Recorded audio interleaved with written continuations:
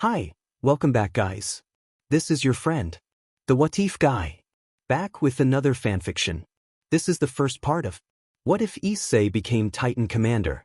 Now before starting, please give this video a like and subscribe to the channel if you want more videos like this. Now let's get into the fanfic. September 2014. A worried man with brown hair urged his family to keep running, expressing his concern.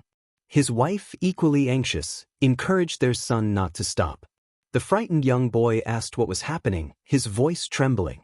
Suddenly, the father shouted a warning and positioned himself protectively in front of them, only to be caught under the collapsing structure. The boy, in shock, cried out for his father. With tears in her eyes, the mother urged her son to keep moving, despite his hesitation to leave his father behind. As the building began to fall, the father pushed the boy aside just in time, sacrificing himself. The boy, now in tears, questioned who was responsible for this tragedy, filled with rage. A powerful roar echoed nearby, intensifying his anger as he vowed to seek revenge on the one he believed was responsible for the destruction and the loss of his parents. August 2019. A reporter spoke about the emergence of Godzilla 4 years prior and the subsequent appearance of other creatures known as Titans, raising concerns about their potential threat to humanity's survival. A young man, frustrated, turned off the television, expressing his disdain for the Titans. His friend, with dark hair, reminded him that it was time for school. The young man questioned why he should attend, feeling exhausted. His friend insisted that his parents would have wanted him to complete his education, urging him not to argue. Reluctantly, the young man agreed to go but asked which school he would be attending. His friend informed him it was Core Academy. At Core Academy, a well-endowed girl with dark hair inquired about what troubled a classmate. A red-haired girl, looking out the window, reflected on the tension between factions due to the recent appearances of these creatures. Another girl, Akino, suggested that their involvement in politics was unnecessary, although she found it surprising that magic couldn't control the situation. The red-haired girl voiced her concern about what would happen if someone managed to control the creatures, to which Akino responded that it would be terrifying. At the school entrance, the young man expressed his frustration, feeling that attending school was a waste of time. His friend challenged him to consider how he could better spend his time, to which he replied that he would rather work on Project ORC, a project aimed at controlling the Titans.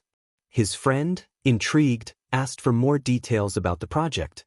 In the classroom, the teacher introduced the new student, Issei Hyoudou, to his classmates, who were curious about his background. He casually mentioned that he had moved from Osaka a month ago.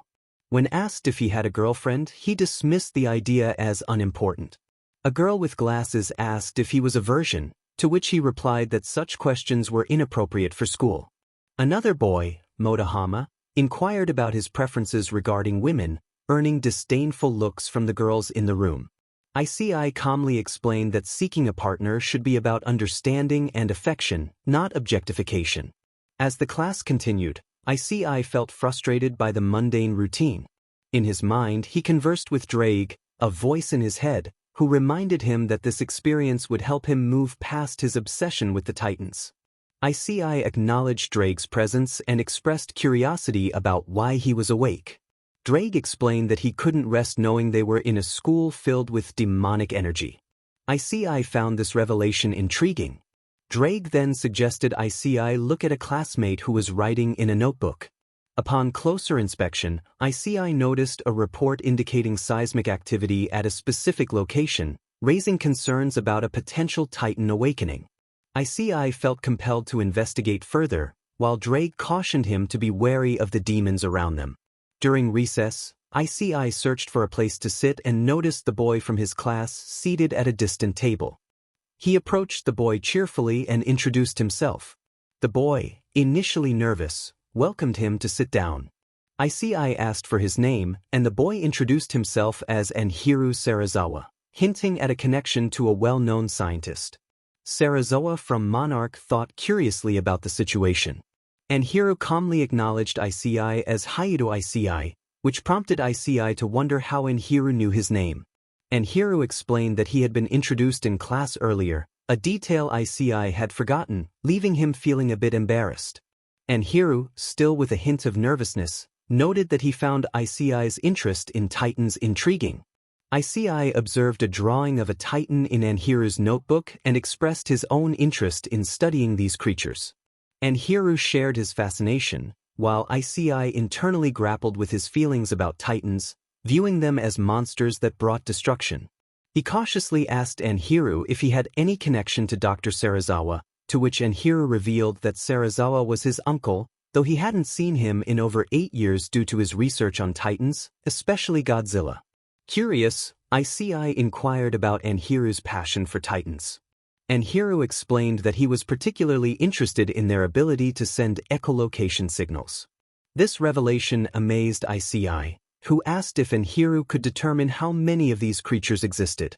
Hyoudou confidently stated that he knew of 15 and had even accessed Monarch's database to find their exact locations, which he shared with pride. Issei was taken aback, realizing that Hyoudou had hacked into Monarch systems, which made him see Hyoudou as a valuable ally. Meanwhile, Drake sensed they were being watched, and Issei turned to see a red-haired girl observing them from a window of an old building. Hyoudou identified her as Rias Gremory, one of the upperclassmen and president of the Occult Research Club. Issei found it interesting that a demon was leading a club focused on the paranormal. In the Occult Club, Rias asked Aquino about the new student, Issei. Aquino shared that he was an orphan, which piqued Rias's interest as she sensed a different energy around him. Aquino suggested that they keep an eye on him, seeing potential in Issei that they could not afford to overlook. As the day progressed, Issei and Hyoudou walked home together. Issei expressed disbelief that they lived so close to each other, and Hyoudou agreed. Issei then asked if Hyoudou believed in the supernatural, to which Hyoudou admitted he didn't, but mentioned his research had uncovered information about beings with unique qualities. Issei, serious, revealed that their city was actually a territory for demons, leaving Hyoudou in shock.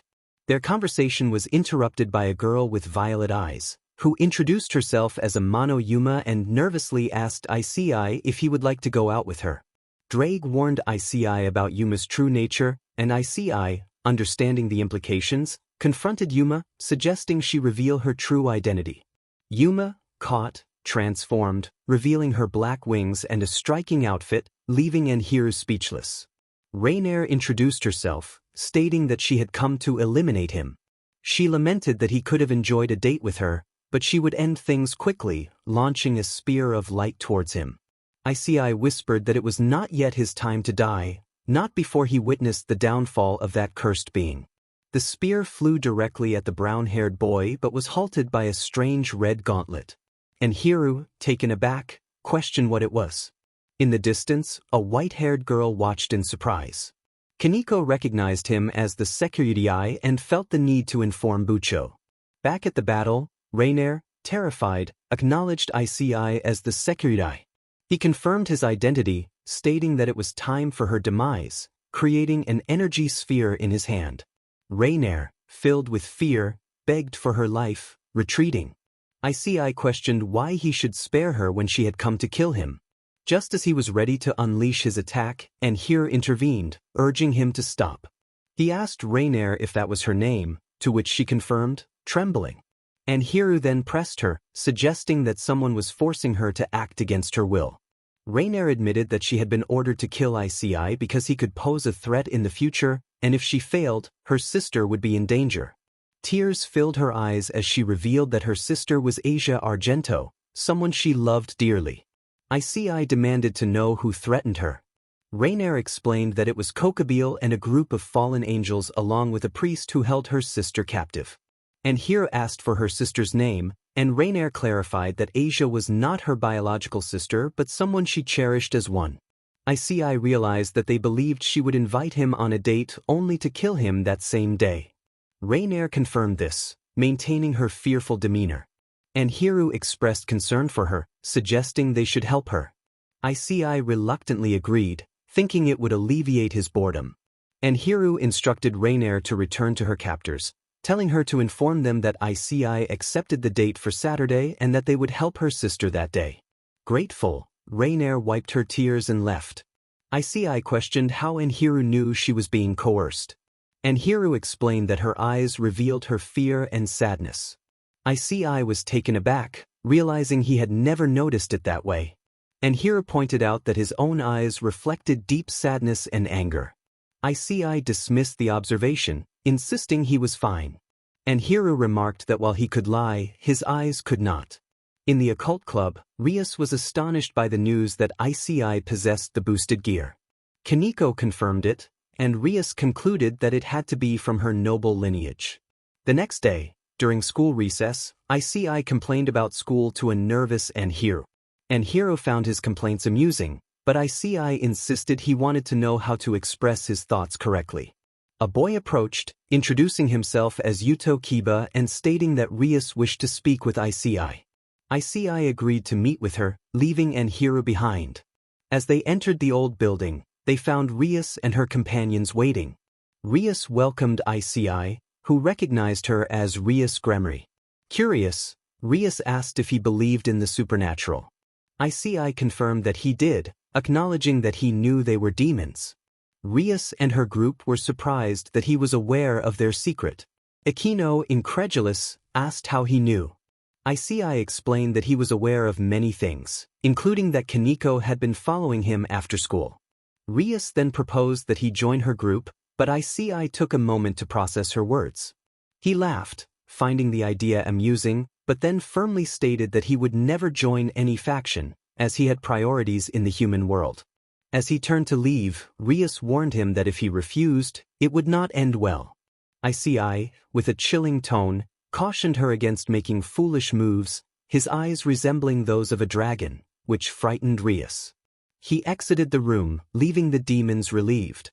Akino expressed concern about what to do next, while Rias, frustrated, believed he would eventually become her pawn.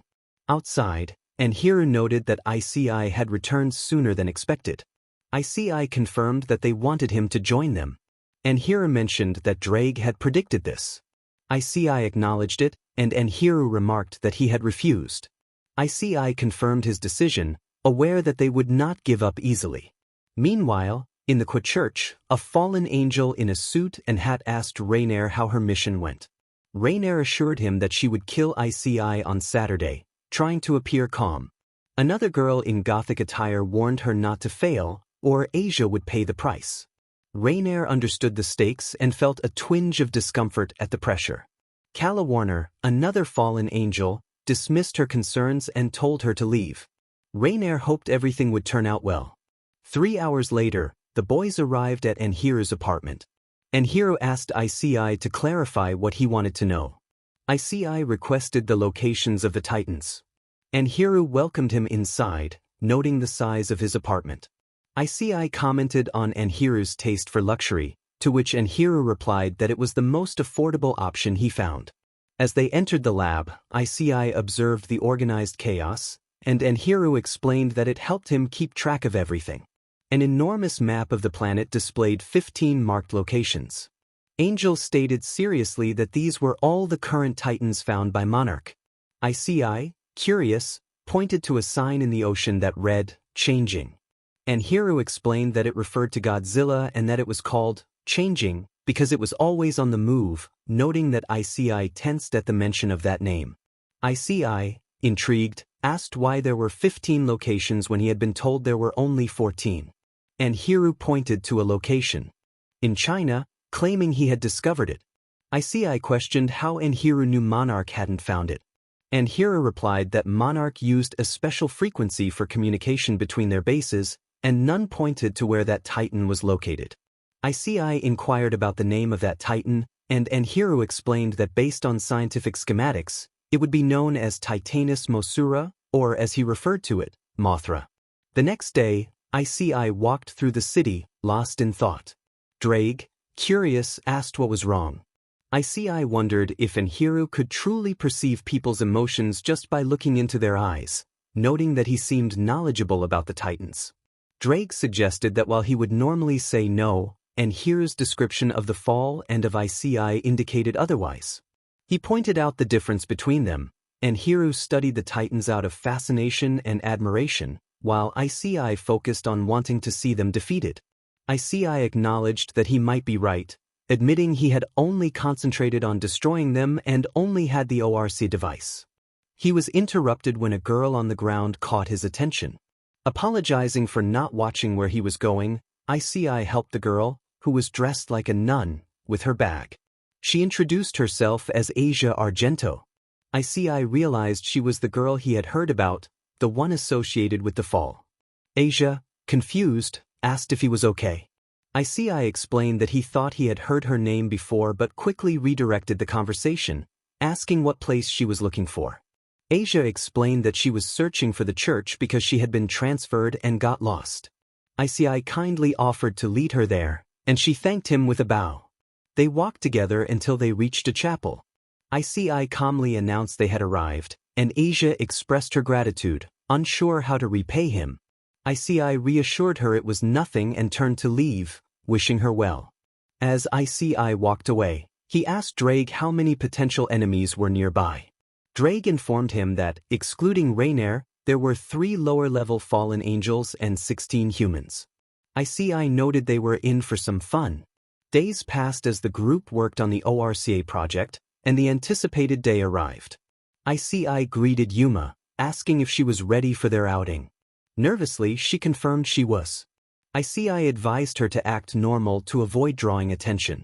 They began their date, reminiscent of an anime scene, though the atmosphere felt slightly tense. Suddenly, Issei's phone rang. And Hyoudou informed him that everything was ready but warned him of a fallen angel observing their movements, advising caution. Issei expressed concern for Hyoudou's safety, reminding him he was human and could be in danger. And Hyoudou, unfazed, joked that he wouldn't die until he could touch a titan. Issei ended the call and continued his date with Yuma until they reached the church. Inside, they encountered a group of priests and the remaining fallen angels. Middle confronted them, questioning why Issei had brought Yuma there. Yuma timidly asked Issei for a favor before they continued. Issei agreed, but was taken aback when she asked if he would die for her.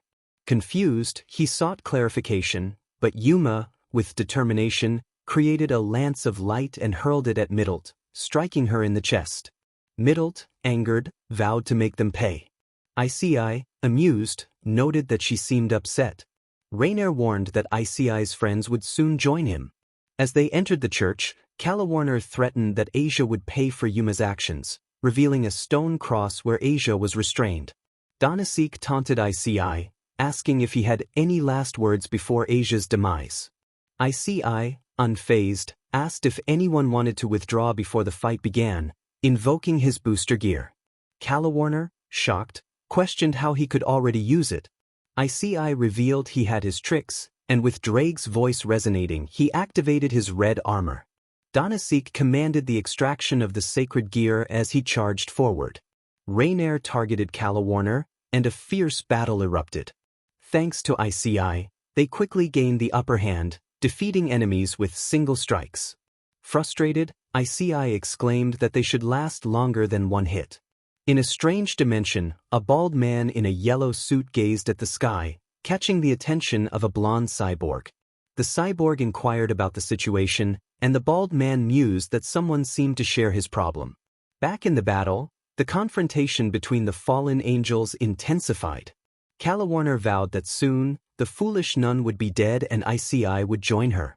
Meanwhile, a crazed priest activated the cross, laughing maniacally. Freed declared that the chaos was about to begin, but a black-haired figure intervened, striking him with an aluminum bat.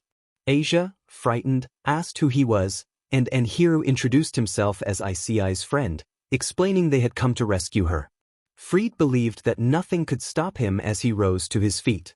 Hyoudou expressed his frustration at the situation, feeling overwhelmed by the presence of a demon. Freed, determined and defiant, declared that he would cut through the obstacles just like those vile demons, all while shielding himself with the cross. Hyoudou, caught in a moment of panic, began to think of a plan. The situation was chaotic, with demons and otherworldly beings causing trouble. Freed, serious and focused, was trying to make sense of the chaos when Hyoudou suddenly struck him on the back of the neck, interrupting his thoughts. Hyoudou then declared that he would borrow Freed's sword and pistol, using both to cut the chains that bound the blonde girl, Asia. Asia expressed her gratitude, her happiness evident as she thanked Anhiru. However, Anhiru reminded everyone that their escape was not yet complete. They needed to leave before anyone could recover. Issei bid farewell to the fallen enemy, unleashing a powerful attack that eliminated the threat. Rainier followed suit, declaring the end for her opponent as she launched a beam of light, ensuring victory. Issei felt confident that they had dealt with all the enemies, and Anhiru agreed as they made their way out with Asia. Rainier embraced Asia, who returned the gesture warmly. Issei, filled with joy, congratulated Anhiru on their success, but Anhiru suddenly collapsed to the ground, prompting concern from Issei. Anhiru admitted that he might not have been quick enough, revealing a wound on his side. Asia rushed to help him, her hands glowing with a green aura as she healed his injury. Anhiru was amazed by the experience, feeling incredible as he stood up. Rainier explained that Asia possessed a sacred gear that allowed her to heal wounds. Issei, intrigued, asked what their next steps would be. Rainier suggested they might stay in Kwa, as she had enough money to support them for a while. As they prepared to part ways, Issei reminded them of school the next day. Anhiru agreed, and Rainier thanked him, giving him a gentle kiss on the cheek, which left him flustered as he bid them goodbye. The following day at the Ko Academy, the professor welcomed 2 new students. Asia introduced herself, hoping for a good relationship with her classmates, while Amano Yuma also introduced herself.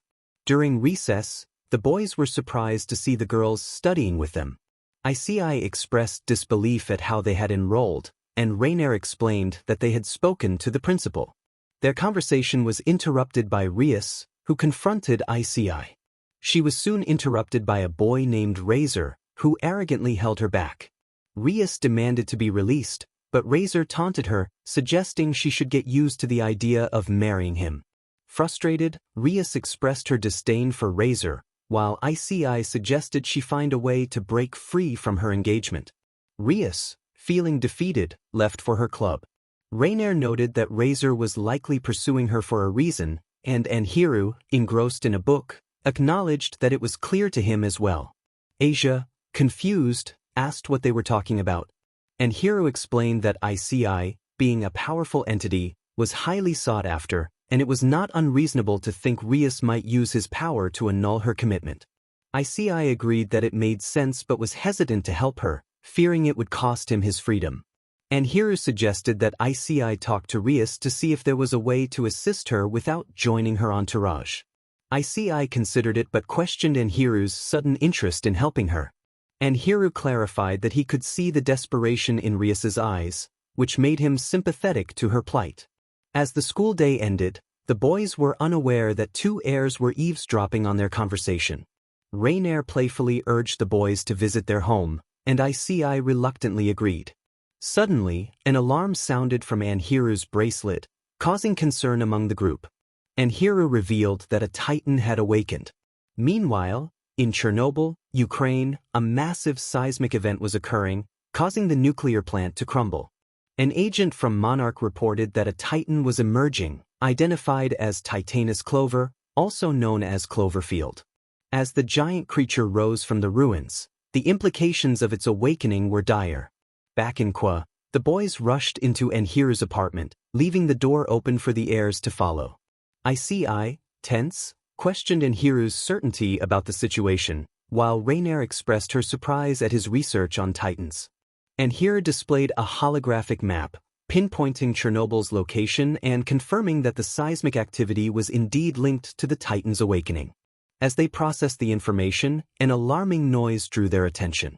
Anhiru warned that Godzilla was on the move. In Ukraine, Vivian Graham alerted Dr. Sarazawa that Godzilla was approaching, ready to confront the Titan. Back in Kwa, Issei expressed his disbelief at the situation, while Asia checked on him, concerned. Rias, losing her balance, fell into the alley, and Anhiru demanded to know how they had entered his home. Rainier, frustrated, revealed they had been following the boys. Anhiru, focused on the urgent matter at hand, instructed Asia to turn on the television.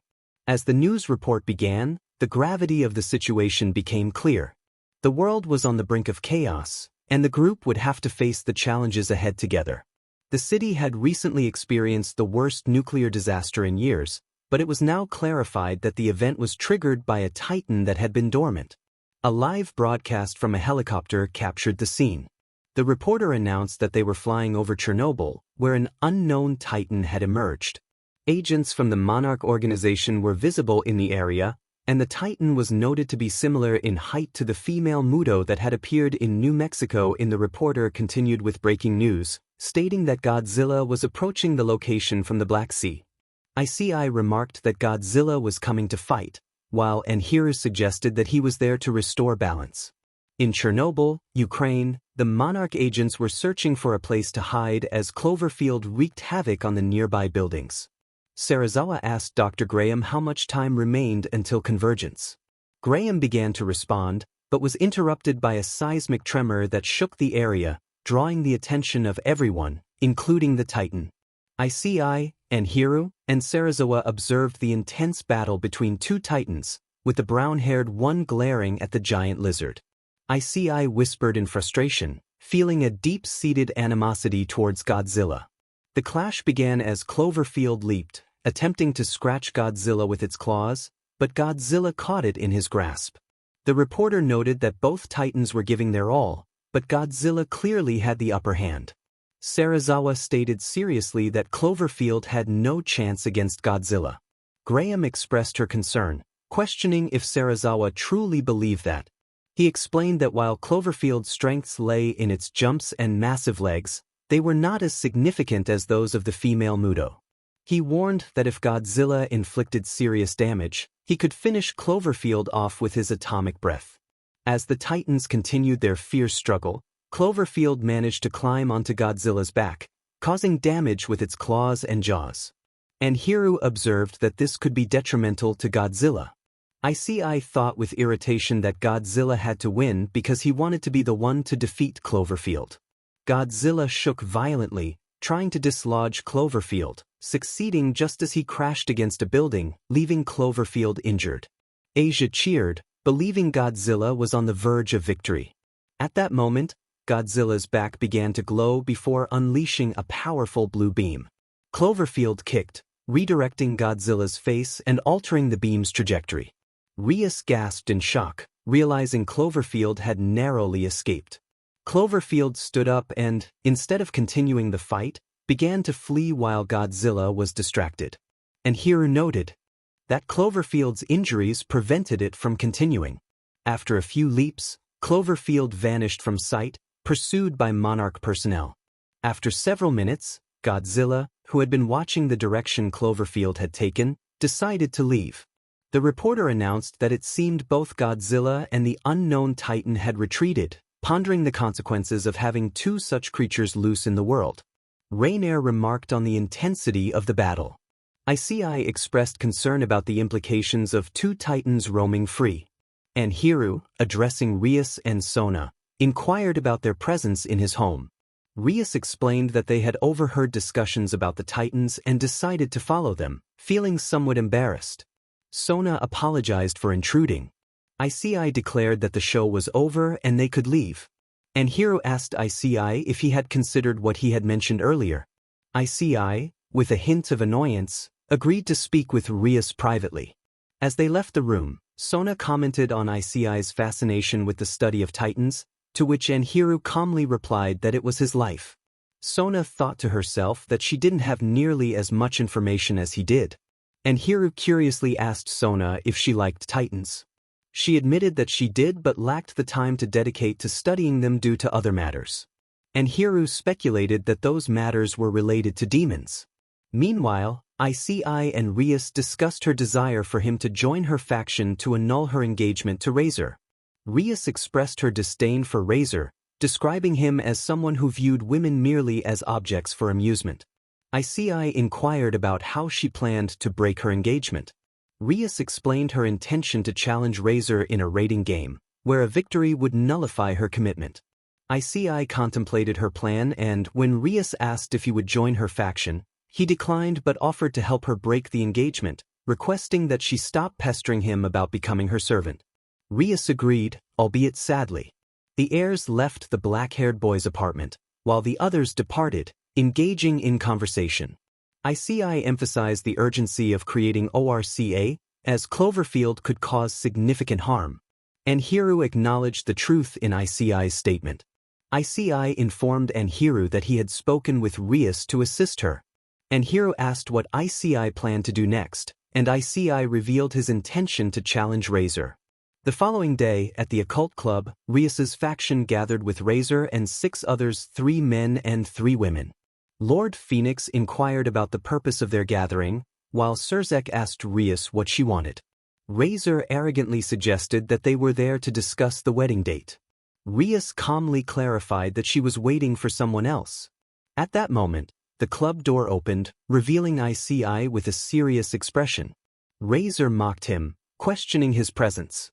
Issei respectfully addressed the gathered leaders, recognizing Lord Gremory, Lord Phoenix, and the Mao Lucifer. Lady Gremory asked who he was, and Issei introduced himself as Hyoudou Iseei, better known as Sekirai. Surzek inquired about his reason for being there, and Issei stated his intention to challenge Razor. At the United Nations headquarters, world leaders gathered, and Serizawa stood before them. The American leader asked if Serizawa believed the Titans could still be safe. Serizawa clarified that he never claimed they were safe. The chapter concluded, leaving readers eager to know what would happen next with Godzilla and the strange creature, as well as how the demons would react to the brown-haired boy's declarations. As Akino left the club, she playfully teased Issei, suggesting that he had feelings for someone. Rias dismissed the idea, insisting it was nonsense. Outside the school, Issei was lost in thought when a woman approached him, introducing herself as Dr. Vivian Graham from Monarch. She explained that she needed his help to locate Anhiru Serizawa, the nephew of Dr. Ishiro Serizawa. Issei, curious, asked why she needed his assistance. Dr. Graham revealed that a Monarch agent had spotted Anhiru in the city and believed Issei could provide a clue to find him. She expressed concern over the violation of Monarch's security codes and mentioned that Anhiru's knowledge could be vital for their current situation. Additionally, she shared that Anhiru's uncle wanted to mend things with him.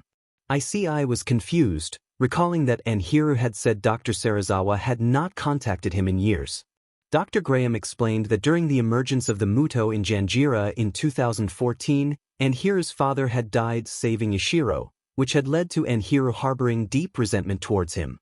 Issei promised to inform Anhiru when he returned to the city. After exchanging contact information, Issei pondered what else Anhiru might be hiding. 2 days later, the Gremory group and Issei gathered in the club room, waiting in anticipation. Asia encouraged Issei to do his best, while Rainier wished him luck and Anhiru playfully urged him to win. Issei assured them he would triumph over his opponent. In the underworld, Issei found himself in a battle arena resembling a chessboard, with the Gremory patriarchs and their entourage on one side and the Phoenix patriarchs on the other. Grafia announced the match between Razor Phoenix and Issei, stating that if Issei won, Rias and Razor's engagement would be annulled. Razor taunted Issei, who confidently challenged him to show his strength. As the match began, Razor launched fireballs at Issei, who emerged from the flames in a red armor. Issei quickly countered, landing a powerful blow on Razor, who fell to his knees in shock. Issei teased him about finding a coin, and Razor, in disbelief, realized he was bleeding and that his internal injuries were not healing. Issei, amused, noted that Razor's regeneration was ineffective. With a grin, Issei explained that he had delivered 2 seemingly harmless strikes, but they had been infused with magic, blocking Razor's ability to regenerate. He delivered another blow, knocking Razor unconscious.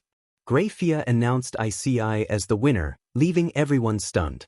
Rias celebrated Issei's victory, embracing her servants in joy. Kiba expressed his admiration for Issei, while Akino remarked on his charm and power. Kaneko smiled slightly, impressed by him. Issei was soon transported back to the Gremory group, where Surzek praised his performance, and Lady Gremory expressed her happiness at his victory. Lord Gremory declared that Rias would now be Issei's wife, causing a shocked reaction from both Issei and Rias. The atmosphere fell silent after Lord Gremory's announcement, and Issei, in disbelief, protested that they had never agreed to such a thing. Lord Gremory explained that the rules dictated that the man who defeated Rias's fiancée would become her new fiancé. Issei felt a mix of sorrow and confusion as he processed the situation. Drake, speaking in his mind, encouraged him to give the girl a chance, noting that her feelings seemed genuine and different from others who might deceive him. Issei, still puzzled, questioned what Drake meant by other girls being deceptive.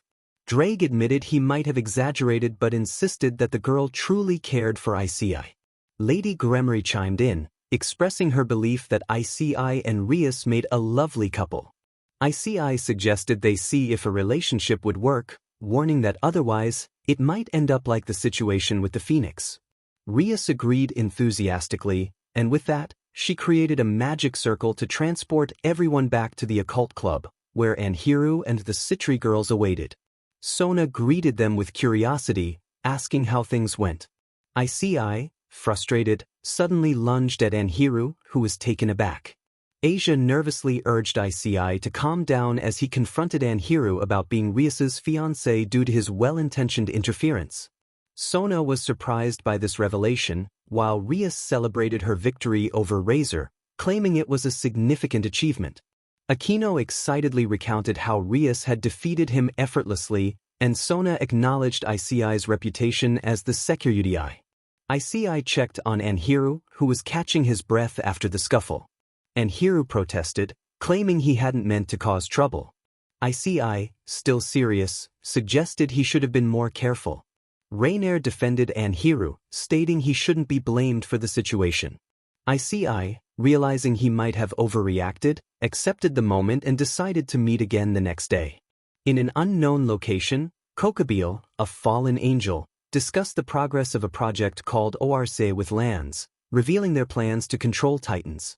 Kokobile expressed his ambition to rule everything soon. The next day, Issei wandered through the park, deep in thought about Anhiru's father's sacrifice for Ishiro. Dr. Graham reminded him that Anhiru's father had made a choice to save his brother. Issei reflected on how Anhiru seemed to hide his emotions so well, unlike himself. Drake suggested that perhaps Anhiru had simply moved on, but Issei remained skeptical. Suddenly, Drake sensed they were being watched. Issei spotted two hooded figures in the distance, sensing their sacred energy and suspecting they were exorcists. He resolved to find out what they were doing in demon territory. Outside the city, Anhiru confronted a woman, expressing his frustration over being followed. Dr. Graham tried to reason with him, but Anhiru was adamant that Ishiro should have been the one to die that day. Dr. Graham reminded him that it was Anhiru's father's decision to sacrifice himself for his brother. Anhiru felt that Ishiro was no longer family to him. Back at the occult club, Rias was joyfully chatting with her childhood friend, Sona, who teased her about being engaged to Hyoudou. Rias admitted her feelings for him and her determination to win his heart. Sona, feeling nervous, asked Rias for help in pursuing someone she liked, which shocked Rias. Sona revealed her crush on Anhiru, causing Rias to be excited about the prospect. In the park, Issei faced the hooded figures, demanding they reveal themselves. They stepped forward, confirming their suspicions that Issei was not an ordinary human. Issei insisted he would answer their questions if they explained their presence in Kwa. They mentioned they were searching for the heirs, Sona Citri and Rias Gremory. At the occult club, Sona expressed doubt about her chances with Anhiru, but Rias encouraged her to approach him slowly and avoid any reckless actions that might push him away. Just then, Issei entered with the two hooded figures, prompting Aquino to inquire about them. Issei explained they were looking for Rias and Sona. One of the hooded figures introduced herself as Zenobia Quarta, revealing her blue hair with a green streak, while the other, Irina Shidu, had violet eyes. Issei was shocked to recognize Irina, who excitedly embraced him, causing some jealousy among the girls present. Zenobia reminded Irina of their mission, which was to find and capture Kokobile, who had plans involving the Excalibur swords and a potential holy war among the three biblical factions. Rias wanted to know more about Kokobile's intentions, but the details remained unclear. Project ORC was the topic of discussion as Issei opened his eyes wide in shock. He was filled with excitement and disbelief when Rias confirmed that he knew about it. Issei demanded to know who Anhiru had spoken to regarding the project, gripping him by the collar in frustration. Anhiru, in pain from the hold, insisted he hadn't told anyone, emphasizing their promise to keep it a secret. Issei, still furious, wondered how someone could know about it when Drake intervened, reminding him that he wasn't the only one who had heard about the project. Realizing the truth in Drake's words, Issei expressed his frustration by hitting the wall. Rias, concerned, urged him to explain what was happening. Anhiru, with Rainer's help, stood up and insisted they needed to share their findings. Issei agreed but made it clear that this information must remain confidential. Everyone, including the church members, nodded in agreement. Issei explained that Project ORC was the creation of an artifact capable of calming or altering the behavior of Titans. Kiba was astonished, questioning how they could control such powerful beings when the greatest scientists had failed. Issei pointed out that they were not scientists trying to control Titans but rather were approaching the problem differently. Irina suggested a mind control device, while Kiba proposed a chip to make them obey commands. Anhiru clarified that the problem lay in the desire to control Titans, while the true solution was to understand them. Issei elaborated that Project ORC was essentially a transmitter of waves or frequencies that could be modified based on the type of Titan. Rias was taken aback, realizing that it simply sent signals to the Titans to prevent them from attacking. Issei explained that the concept was inspired by creatures that used echolocation to communicate, and they had developed a device that replicated the signals emitted by Titans. Zenobia expressed concern that if this technology fell into the wrong hands, it could be disastrous. Issei acknowledged the potential threat and urged everyone to work together. Zenobia reluctantly agreed, stating that they had no other option if it meant protecting the world. Rias vowed to prevent Kokobile from roaming freely in her territory, while Rainer looked forward to avenging herself against him. Anhiru offered to handle Kokobile, promising to protect Project ORC. Meanwhile, in an unknown location, a man with dark hair and blonde streaks sipped whiskey while observing an albino girl. She inquired why Azazel had summoned her. Azazel informed her that Kokobile was close to something that could threaten both the human and supernatural worlds. Valerie asked if he wanted her to stop Kokobile, and Azazel confirmed, emphasizing that he wanted him alive to uncover what he was after, as well as information about the criminal organization led by her grandfather. Valerie accepted the task and asked where to find him. Azazel directed her to Quiz City in Japan.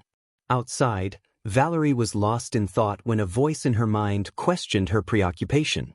She dismissed Albion's concerns about Issei, insisting he was alive and that she would find him. 2 days later, the group was still searching for Kokobile without success, which worried them. Issei expressed his frustration at the situation, while Rias tried to reassure him that they would find him. Issei also lamented the absence of Lance, the traitor. Rias reminded him that Lance would soon face justice for his betrayal. Suddenly, a magical circle appeared near Rias, alarming her. She informed Issei that Sona had found Irina badly injured and that Zenobia was on her way. Issei felt a surge of anger, vowing that Kokobile would regret this. Upon arriving at Sona's location, they found Irina severely hurt with a broken sword. Sona assured Issei that Tsubaki and Momo would take her to a special room to recover. Zenobia thanked Sona for her help, while Rainer expressed her anger towards Kokobile. Kokobile appeared from the sky, taunting them. Issei, filled with rage, declared it was time for Kokobile to pay. Kokobile, unfazed, informed Issei that their battle would take place elsewhere, pointing towards Qua Academy. Issei vowed to kill him regardless of the location. Kokobile mocked them, suggesting they call upon the Mao Lucifer and Mao Leviathan for added fun before disappearing. Rias, worried, asked what they should do. Issei explained that they needed to stop Kokobile, noting that her brother was unaware of Project ORC, making it impossible to call him for help. Sona expressed doubt about their ability to defeat Kokobile, but Issei reassured her that they could succeed with a solid plan. Akino, curious, asked if Issei had something in mind. He outlined a strategy. Sona and her team would create a protective barrier to contain the battle within the academy, while Rias, Aquino, and Rainier would attack Kokobile from a distance. Zenobia, Kiba, and Kaneko would confront any of Kokobile's allies, and Asia would stay back to assist anyone who got injured. Everyone agreed to the plan with determination. Rias, sensing Issei's intent, asked what he would do. Issei declared he would confront Kokobile directly. Moments later, Core Academy was enveloped in a strange dome as Issei and his team entered the barrier. Kokobile, seated on a throne, greeted them with boredom. Issei, ready for battle, summoned his gauntlet, vowing that Kokobile would pay for his actions. Kokobile urged Issei to calm down before their fight began. Issei focused on the battle ahead, summoning a portal from which three-headed dogs emerged. Rias, concerned, recognized them as Cerberus. Issei, with a serious demeanor, instructed Rias and the others to assist their friends against the Cerberus. Rias hesitated, not wanting Issei to face Kokobile alone. Issei reassured her, activating his armor and urging her to help her allies. Rias whispered her concern, not wanting to lose him. Rainier, with a determined expression, encouraged Rias to join the fight. The Gremry group, along with Zenobia, who had summoned a second blue sword, engaged in battle against the Cerberus. Issei confronted Kokobile, delivering a powerful blow that shattered the throne he had been sitting on. Kokobile, furious, retaliated by creating a lance of light, leading to an intense exchange of attacks. Issei challenged Kokobile, ready to prove his strength. Outside Kwa, an albino girl perched atop a tree, observing the city. Valerie speculated about the territory's owners battling Kokobile, her blue wings manifesting. Albion noted that they were not alone, sensing the power of the red.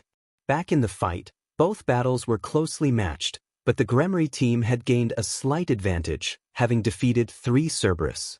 However, Issei's struggle against Kokobile remained fierce. Issei, frustrated, demanded Kokobile to show his true power. Kokobile, enraged, questioned how a mere child could match him. Issei declared that he possessed the strength to challenge a god, landing another blow. Kokobile laughed maniacally, insisting that nothing would stop him from achieving his goal. Issei, determined, struck with a dragon shot. Kokobile, amused, offered to share a secret. Issei, irritated, demanded to know what it was. Kokobile asked why Issei fought, to which Issei responded that he fought to prevent a madman from wielding something that could cause great harm. The Cerberus had been defeated, and all attention turned to their confrontation. Kokobile revealed that his goal was to obtain the ORC project, laughing maniacally. Issei, angered, questioned what was so funny. Kokobile taunted him, claiming that the ORC would be his, whether they realized it or not. As Kokobile vanished, Issei was left in disbelief. Meanwhile, in Anhir's apartment, he gazed out the window towards the academy, worry etched on his face. A large box labeled Project ORC sat on the table. Anhiru expressed his concern for everyone. Lans, with a mocking tone, warned Anhiru to worry about himself. Anhiru, serious, vowed not to let Lans take the ORC. Suddenly, a shot rang out, hitting Anhiru as Lans seized the box and made his escape. Lans smirked, declaring that Anhiru's response was incorrect. After Kokobile's retreat, silence fell over the area. Issei, agitated, insisted they needed to go to Anhiru's place. Sona appeared with her entourage, asking about Kokobile's whereabouts. Rainier explained that he had escaped, but Issei urged them to head to Anhiru's. Rias and Sona quickly created a magic circle, transporting everyone to Anhiru's apartment. Valerie, confused, questioned what was happening. What happened? Where is everyone? Anhiru asked, confused as he surveyed the battlefield. Albion remarked that it seemed everything had come to an end. In the Anhiru department, a sudden flash brought both groups, along with Issei and his team, to a scene where they found the dark-haired boy lying in a pool of blood. Issei rushed toward Anhiru, who greeted them with a smile despite the blood trickling from his mouth. Sona urged him not to speak, insisting they needed to heal him. Issei, panicked, called for Asia to act quickly as she rushed forward. And Hyoudou, in pain, told them it was futile, that the healing would only close the wound while leaving the bullet inside, which was dangerous as it was lodged near a major artery close to his heart. Rias expressed their helplessness, but Sona, determined, invoked her piece of the game.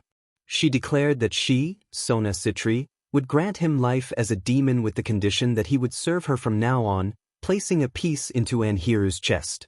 A sound followed the ritual, drawing everyone's attention to a bullet soaked in blood beside him. Rias praised Sona for her brilliance and urged Asia to heal him, relieved when Asia nodded in agreement. Anhiru coughed and declared he was alive as the brown-haired boy helped him to his feet. Issei scolded him for trying to be a hero in such dire moments, while Anhiru sheepishly apologized. Zenobia then stated that they had lost the ORC, shocking everyone. Issei angrily blamed Lanz, but Anhiru, with a smile, suggested they shouldn't be so sure. Sona, confused, asked what he meant, and Anhiru explained that Lanz had taken a box labeled Project ORC but never checked if the ORC was inside. Outside Kokabeel confronted Lanz, demanding to know if he had it. Lanz smugly replied that the idiots had left the most useless person to guard the ORC, placing the box on the table. Kokabeel urged him to open it, and Lanz confidently revealed the ORC, only for Kokabeel to be shocked by the countdown displayed inside the box. Anhiru, witnessing the explosion from the window with the others, expressed surprise at the unexpected turn of events. C, in shock, realized they had placed an explosive. Anhiru, with a playful grin, pulled out a portfolio-like box, but Issei, incredulous, called him insane. Anhiru teased him about how much he loved having him as a friend, but Sona and Rainer's swift blows sent him to the ground. They chastised him for his reckless behavior, and Anhiru defended himself, stating they shouldn't have hit him. Sona reminded him that he almost died for nothing, and he explained that he had to resist to avoid suspicion. Issei reassured them that everything had turned out fine. Kokabeel didn't have the ORC, and the idiot was dead. He suggested they should rest. Days later, the atmosphere was calm. Issei, Asia, and Rainer had joined the occult club, while Anhiru became part of the student council. Irina and Zenobia had returned to the Vatican to report on their mission, and the heirs were happy to have their loved ones with them. In the occult club at Core Academy, Rias lamented that the parents' visit was approaching. Aquino encouraged her to cheer up, while Asia expressed curiosity about Issei's parents coming. Issei, with a somber tone, revealed that his parents were deceased, leaving the club in shock. Asia apologized for her question, but Issei reassured her that they needed to know eventually. Rias, with a heavy heart, inquired how they died, and Issei bluntly stated that Godzilla had killed them. In the streets of Kwa, Anhiru walked, lost in thought, grappling with his identity as a demon when someone greeted him from behind. Turning to face the stranger, he learned the person was Azazel. Anhiru, serious, questioned Azazel's visit, to which Azazel calmly stated he was not there to harm him but wanted to know if he was the one behind the Project ORCA that Kokabeel had mentioned. Anhiru, on guard, asked why he wanted to know. Azazel expressed curiosity about how a mere boy could achieve what supernatural beings and scientists had not. Anhiru explained that they worked for a peaceful world where humans and titans could coexist, while others sought control for destructive purposes. Azazel acknowledged that while governments claimed to protect the world from titans, they secretly sought to exploit their power. Anhiru questioned why he should divulge information about the ORCA, and Azazel clarified that he had no interest in possessing it. Instead, he preferred to enjoy his life while Anhiru's group pursued their goals. Anhiru, still skeptical, listened as Azazel pointed out that without a sacred gear or significant magical power, Anhiru couldn't protect the ORC. Anhiru admitted that Issei and the others were stronger and more capable than he was, feeling inadequate in battle. Azazel tossed him a piece of advice, hinting at the challenges ahead. And so, the chapter came to a close, leaving many questions unanswered about the future and the intentions of Azazel. Anhiru looked at the strange belt with an unusual device in the center, puzzled by its appearance. Azazel explained that it was an artificial sacred gear he had created, named Steel Tiger, and advised Anhiru to use it wisely before vanishing in a magical circle. In the occult club, a heavy silence fell after the brown-haired boy's revelation. Rias expressed her disbelief, questioning Issei about the tragic fate of his parents at the hands of Godzilla. Issei recounted how he had been in San Francisco during the battle, witnessing the destruction as a building collapsed, taking his parents with it. He had narrowly escaped but had seen the monstrous figure emerge from behind the wreckage, his anger boiling over as he spoke. Aquino attempted to reason with him, suggesting it could have been an accident, but Issei interrupted, filled with rage.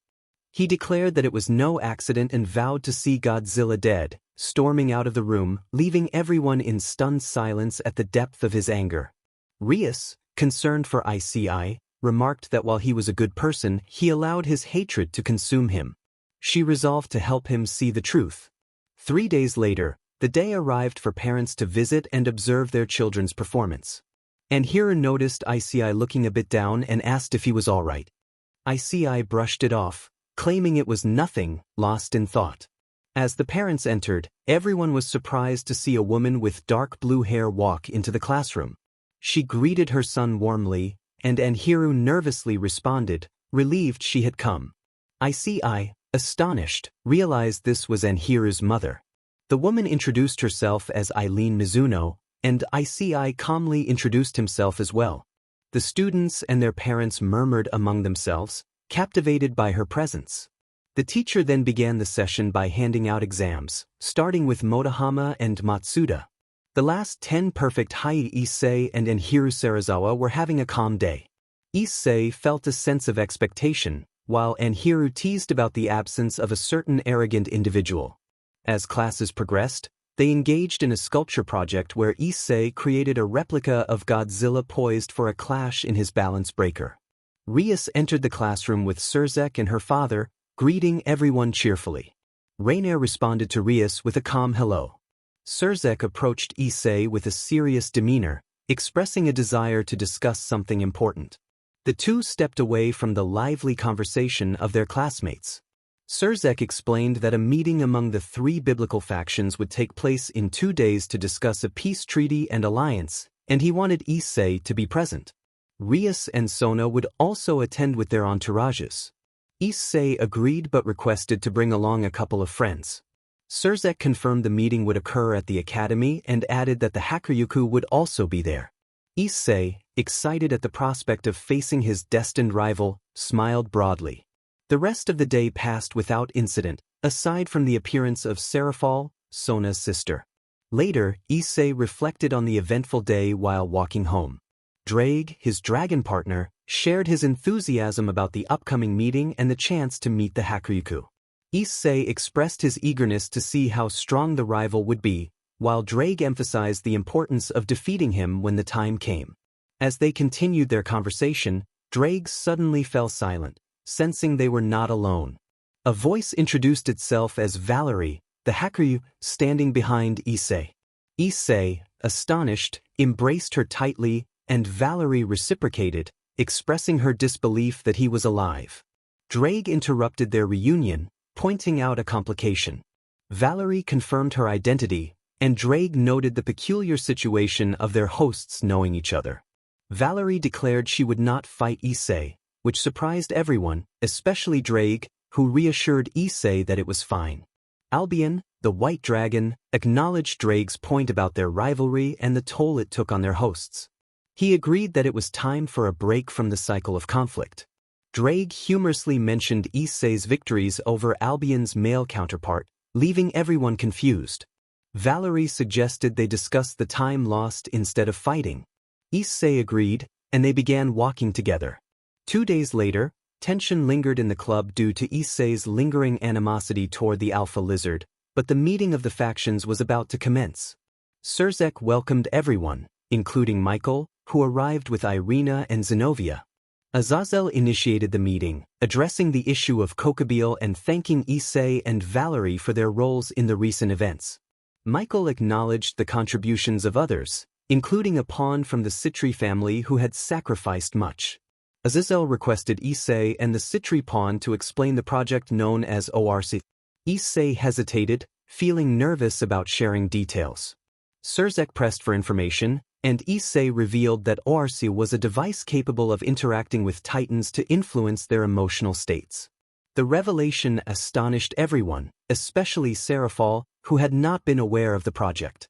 And Hyoudou clarified that ORC was not about controlling Titans but rather calming or altering their emotional states through echolocation. Michael expressed disbelief that they had achieved something others had failed to do for years. Issei clarified that their intention was not to use this power for domination but for a greater purpose. Serafal expressed a desire for a peaceful coexistence between humans, supernatural beings, and Titans, aligning with Enhiru's vision for ORC. Just as Issei was about to conclude his thoughts, a sudden explosion disrupted the meeting, sending debris flying. A woman with dark hair and glasses, accompanied by a blonde boy, greeted the group with a mocking tone. Serafal, confused, called out to Kateria, questioning her presence, while Enhiru recognized the blonde as Saji Genshuru from Kiba's class. Issei stood serious as he faced Kateria, who demanded silence, declaring her intention to reclaim her title as Leviathan. Issei, puzzled by her aggression, questioned her demeanor. Kateria mocked him, referring to him as the Hyoudou, a weak human reincarnated as a demon. Issei found her words amusing, asserting that he was not a demon and swiftly struck her, sending her flying. Everyone was incredulous at the sight of the brown-haired boy overpowering the Leviathan with a single blow. Kateria, irritated, commanded her allies to attack as several mages appeared. Azazel turned to Valerie, who prepared herself by activating her armor. Saji attempted to speak but was abruptly silenced as he was sent flying by an unseen force. Enhiru, serious, confronted him, while Sona warned Enhiru about his opponent's sacred gear. Enhiru, determined, revealed his steel tiger balance breaker, donning a strange armor. Issei was taken aback by his friend's transformation. Enhiru was ready for battle, and the atmosphere thickened with tension. Everyone was astonished to see the black-haired boy in his armor. Azazel acknowledged Enhiru's achievement, drawing the attention of the group. Sona, serious, questioned Azazel about his knowledge of the artifact. Azazel calmly confirmed his involvement in its creation, prompting disbelief from the others. Saji, frustrated, declared his intent to attack, brandishing a strange device. Enhiru challenged him, appearing right behind him. The black-haired boy unleashed a flurry of attacks, seriously injuring Saji. Kiba, amazed, remarked on Enhiru's power, while Sona took pride in her partner and future husband. Kateria, furious, scolded her fallen comrade. Issei advised her to focus on her opponent, delivering a powerful blow that sent her flying again. Kateria, enraged, retaliated with multiple attacks that Issei easily dodged. He questioned her excessive hatred over a mere title, expressing sadness over her fixation. Kateria lamented the loss of respect for the title of Mao, invoking a magic circle that surrounded her with serpents, amplifying her power. Azazel whispered the name Ouroboros, while Issei calmly asked her a question. Kateria, serious, inquired about the topic. Issei probed her fear of death, leading to a tense exchange. Kateria insisted she would sacrifice herself for the sake of restoring order, but Issei pointed out that the leaders sought peace to prevent further senseless deaths. He urged her to consider the happiness of her family, but she dismissed him angrily, launching a powerful attack. Issei, unfazed, countered her assault. As he began to strike her, he expressed regret for her unwillingness to listen, stating he would have to defeat her.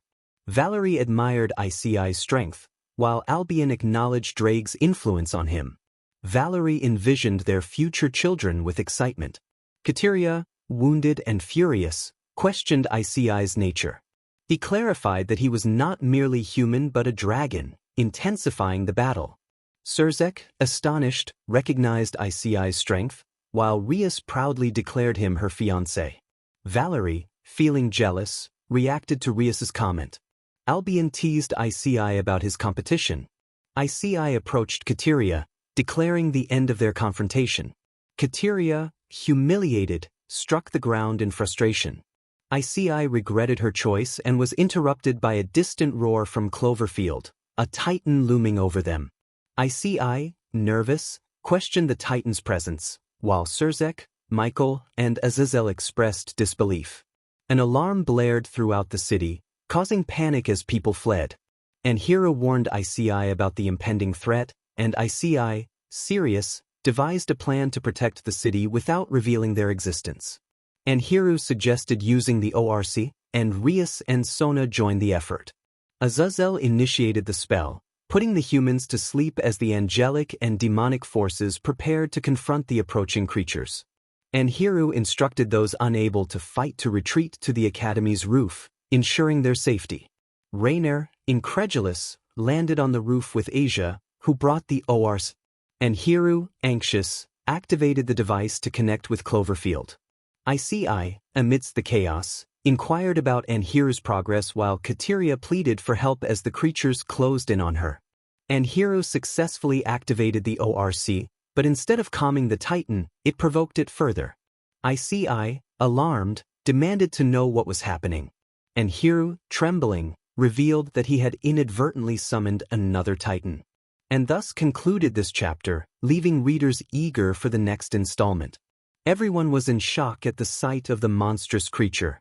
Issei expressed disbelief at Anhiru's claim of summoning another Titan. Anhiru, looking at the ORCA device, admitted uncertainty about how it happened. Sona suggested that the appearance of Cloverfield might have awakened something and emitted a signal that the ORCA picked up. Anhiru found this idea brilliant and asked Issei for his phone. Issei, confused, questioned the purpose. Anhiru reminded him of the binary system he had mentioned before, which was intended for communication with the Titans. Surzek was surprised by the idea of communicating with the Titans. Anhiru explained that the code transformed words into echolocation waves, but it was still in beta and not finished as he connected Issei's phone. At Monarch Base, Dr. Graham reported 2 signals appearing 6 minutes prior, one from Cloverfield and another unknown signal. Dr. Sarazawa pondered the implications of a new Titan and inquired about Godzilla's movements. Dr. Graham confirmed that Godzilla was heading from the Atlantic to the Pacific. Sarazawa asked where the signals originated, and Graham revealed it was from Kwa, Japan. In Kwa, supernatural beings observed as both creatures approached. Anhiru urged Issei to write something on his phone. After Issei nervously typed, the creature paused and looked toward the school. Anhiru instructed it to roar if it understood. Biollante responded with a powerful roar. Issei was amazed that it worked, and Anhiru celebrated their success. Issei emphasized the need to act quickly and requested help to defeat the creature. Seconds passed before Biollante roared again and lunged at Cloverfield, ensnaring it with its limbs. Anhiru urged Issei to assist, while Azazel and Valerie looked on in confusion as the smaller creatures ceased their attacks and turned against Biollante. Issei, along with Valerie, Rias, Sona, and their followers, took to the air. Suddenly, a strange alarm sounded from Issei's phone, alarming him. Serafal asked Anhiru if something was wrong. Anhiru informed them that Godzilla had crossed the Panama Canal and was headed their way. Michael expressed his nervousness about Godzilla's approach. Anhiru noted that Godzilla had unfinished business with Cloverfield, along with the new signal. Azazel insisted they needed to resolve the situation quickly, creating multiple light spears to eliminate many creatures. As this unfolded, Cloverfield struggled to free itself, but Biollante held firm, roaring as it spewed a burning liquid onto Cloverfield. Issei remarked on the acidic nature of Biollante's attack. Valerie commented on the excitement of the situation, while Rias teased Issei about the possibility of Monarch's involvement. Issei worried that Monarch's appearance would not only reveal the new Titan but also expose them. Sona agreed that they needed to finish quickly. Cloverfield roared, drawing everyone's attention as Biollante pulled it apart with its limbs. Biollante let out a victorious roar as the smaller creatures fell lifeless. Issei celebrated their victory, but the tension remained as Biollante regarded them. Anhiru insisted they needed to tell Biollante to leave, as Monarch would arrive soon, or worse, Godzilla. Issei agreed and typed a message, urging Biollante to find a safe place. Biollante let out a soft roar before retreating through the opening it had emerged from. Issei was ecstatic about the orca's success, while Anhiru marveled at their interaction with the Titan. Issei suggested they could create a device to better understand the Titans. Anhiru agreed, excited about the possibilities. Surzek reminded them to remain calm and leave before anyone noticed them. Azazel questioned the fate of their alliance, while Michael was indifferent. Surzek confirmed their alliance would continue. 2 days later, chaos ensued as Monarch questioned city residents about the events, searching for clues about Cloverfield's demise, which was not caused by Godzilla. Issei lamented the disruption to their classes. Rias reassured him that vacation was approaching. Issei recalled their upcoming trip to the underworld. Sona mentioned another meeting would take place, this time with the leader of the Nordic faction. Anhiru approached Sona, visibly agitated, and informed her that he could not attend the underworld trip. Sona was confused and insisted he must go. Anhiru explained he needed to go to China for the birth of Mothra. Everyone was surprised by Anhiru's revelation. Issei expressed disbelief at the imminent birth. Anhiru confirmed that Mothra's heartbeat indicated it was ready to awaken. Rias was astonished that Anhiru wanted to see it. Anhiru explained the necessity of testing the ORCA with Mothra to ensure it remained in China, preventing 4 Titans from roaming free. Issei questioned the mention of 4 Titans, noting only 3 were accounted for. Anhiru clarified that Biollante was the 4th Titan. Issei expressed curiosity about the name, and Anhiru recounted a legend of an ancient sorcerer who witnessed a battle between a giant lizard, likely Godzilla, and a winged creature. Godzilla was injured, and his blood fell onto a rose that, over time, began to grow and acquire characteristics similar to Godzilla.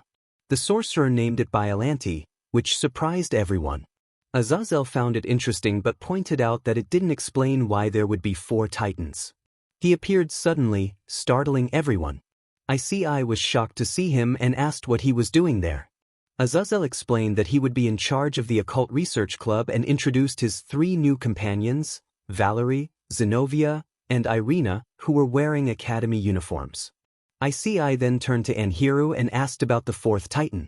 Anhiru pulled out a small device that projected a large image of what appeared to be a giant gorilla. He explained that it was King Kong, whose location had been a mystery known only to Monarch. However, a failure in their connections allowed the signal to reach them, indicating that he was on an unknown island in the Indian Ocean known as Skull Island. Issei couldn't believe there was another Titan. Anhiru confirmed that something significant was approaching. At Monarch headquarters in San Diego, California, Scott nervously informed Dr. Serizawa that recent movements and emissions of Titans around the globe had awakened the Monster Zero. Dr. Serizawa was incredulous at this news, and the 3 of them rushed to a room that was in chaos. He demanded a situation report.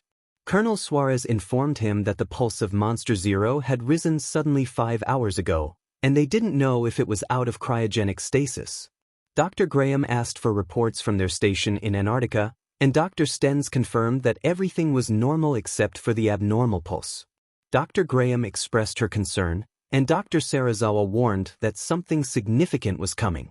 In the occult club, Michael and Surzek appeared on 2 screens while the others gathered in the room. Surzek was frightened at the thought of another Titan emerging. Issei confirmed that Anhiru wanted to keep an eye on this Titan. Michael thought it was a good idea but suggested they speak with Odin about changing the meeting date. Surzek considered that the council might adjust the date for the high-class demon meeting. Anhiru mentioned that they wanted the Citri and Gremory clans, as well as the Hakuryuku and the 2 church representatives. Azazel added that he would also like Miss Rainier and Asia Argento to attend, along with a leader from the factions. Issei speculated that Azazel would be that leader, but Azazel denied it. 14 hours later, in Shanghai, China, the group, accompanied by Serafal, boarded a helicopter heading to their new destination. Rias was curious about where they were going. Anhiru informed her they were headed to Yunnan, where most of the area was jungle, and a great pyramid housed Mothra. Valerie asked if there was any way to defeat those creatures, and Issei pointed out that if there were, they would have already eliminated the others. Serafal was frightened and asked how many of those creatures existed. Anhiru stated that there had been 15, counting Mothra, but it had increased to 17 with Biollante and Kong. However, with the death of Cloverfield, they were back to 16, and it was uncertain if there were more out there. Issei then inquired about Kateria, and Serafal explained that she had been imprisoned in the underworld but might be serving someone as part of her punishment. Issei noticed Anhiro laughing and asked why. Anhiro found it amusing that the only Titan with a supernatural name was known by the title of Mao. Serafal was incredulous to learn there was a Titan named Leviathan. Anhiro confirmed it was located in Scotland and had a fantasy legend that many believed to be real. Rias exclaimed about the Loch Ness Monster, and Anhiro confirmed it without much concern. The pilot announced they were about to land, and Issei remarked on how quickly the journey had gone. Rias expressed her excitement at witnessing the birth of a Titan. As the helicopter landed, the group descended while Kaneko carried the equipment. Issei admired the beautiful surroundings near the pyramid. Anhiro noted that the Titans contributed to the lush environment due to the energy they emitted. Sona pointed out that their destination was the pyramid, where Mothra awaited. At Monarch Base in Antarctica, a giant three-headed creature slowly opened its eyes, signaling the impending chaos. After a brief walk, the group reached the temple entrance, where they could see drawings and figures related to Mothra. Serafal wondered if Mothra would look like the images when it hatched. Anhiro explained that it would initially emerge as a larva and later create a cocoon to transform. Valerie asked if there were other Titans that needed to undergo transformations to reach their true forms. Issei responded that, as far as their research indicated, not all Titans grew to adulthood in the same way, but Mothra was unique in her metamorphosis. Albion pondered who would win in a fight, the Great Red Dragon or Godzilla. Drake declared he would bet on Godzilla, claiming the Alpha of the Sea would win. Issei questioned if the dragon god was really that strong, and Albion clarified that it wasn't about strength but rather the fact that both were ancient creatures. He speculated that the Great Red Dragon might avoid the human world, fearing what could happen if it did. Everyone found this reasoning logical.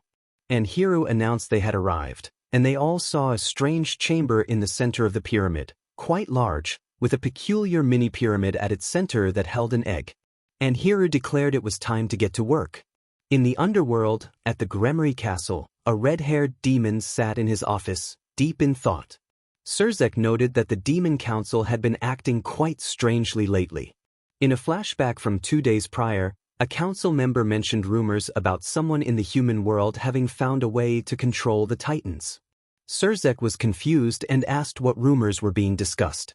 The council member warned him not to hide anything, especially concerning the Titans. Surzek believed that if anyone should control the Titans, it should be the demons. The others nodded in agreement. Surzek then stated that they must keep the ORC a secret. Grafia entered the office, capturing the attention of the red-haired leader, and shared the good news that the yokai leader would attend the faction meeting. Surzek felt a sense of hope for a peaceful world. In Monarch Base, Arizona, USA, a loud alarm blared. Dr. Holliday, with a serious expression, asked what was happening. The Cabo reported that the pulse of the creature Zero in Antarctica was rising, along with its temperature. Dr. Holliday noted that Dr. Sarazawa was already aware of the situation and was preparing to depart from the Terra Adventure Base in the Pacific. She whispered that Ghidorah was about to awaken. Meanwhile, in Yunnan, China, the team hurriedly set up their equipment as tremors intensified. Rias expressed curiosity about the strange sounds, which seemed to grow louder and faster. Sona remarked that it resembled a heartbeat. Anhiro confirmed that they were ready. Suddenly, a powerful tremor shook the area, accompanied by loud noises. Issei urged everyone to prepare for the emergence of the creature, while Kiba and Zenobia recorded the moment. Anhiro activated the ORC, searching for the right frequency. With a loud crash, the egg began to crack open, revealing a massive creature. Rias gasped in disbelief, while Anhiro admired its beauty. Issei introduced Titanus Mosura, also known as Mothra, to the group. Serafal was thrilled by the sight. Mothra observed the team with a cautious demeanor, reacting to their movements. Anhiro pressed a button, and the ORC emitted a call that caught Mothra's attention. He asked Issei to take the honors as he prepared the communication system. As Anhiro activated the communication and decoding system, he spoke to Mothra, who approached the device. The ORCA confirmed that they had created a system to understand her. Mothra responded, moving closer to the group, which startled Rias. Issei reassured her, while the ORCA relayed that humans and supernatural beings were fascinating. The team was shocked to learn that Mothra was aware of their existence. Anhiro quickly wrote down his questions, and Mothra seemed to sense something off in the distance. She indicated that something had awakened, causing confusion among the team. Issei inquired about who had awakened, and Mothra revealed that it was Ghidorah. Back at Monarch Base in Antarctica, a large plane landed as personnel evacuated in panic.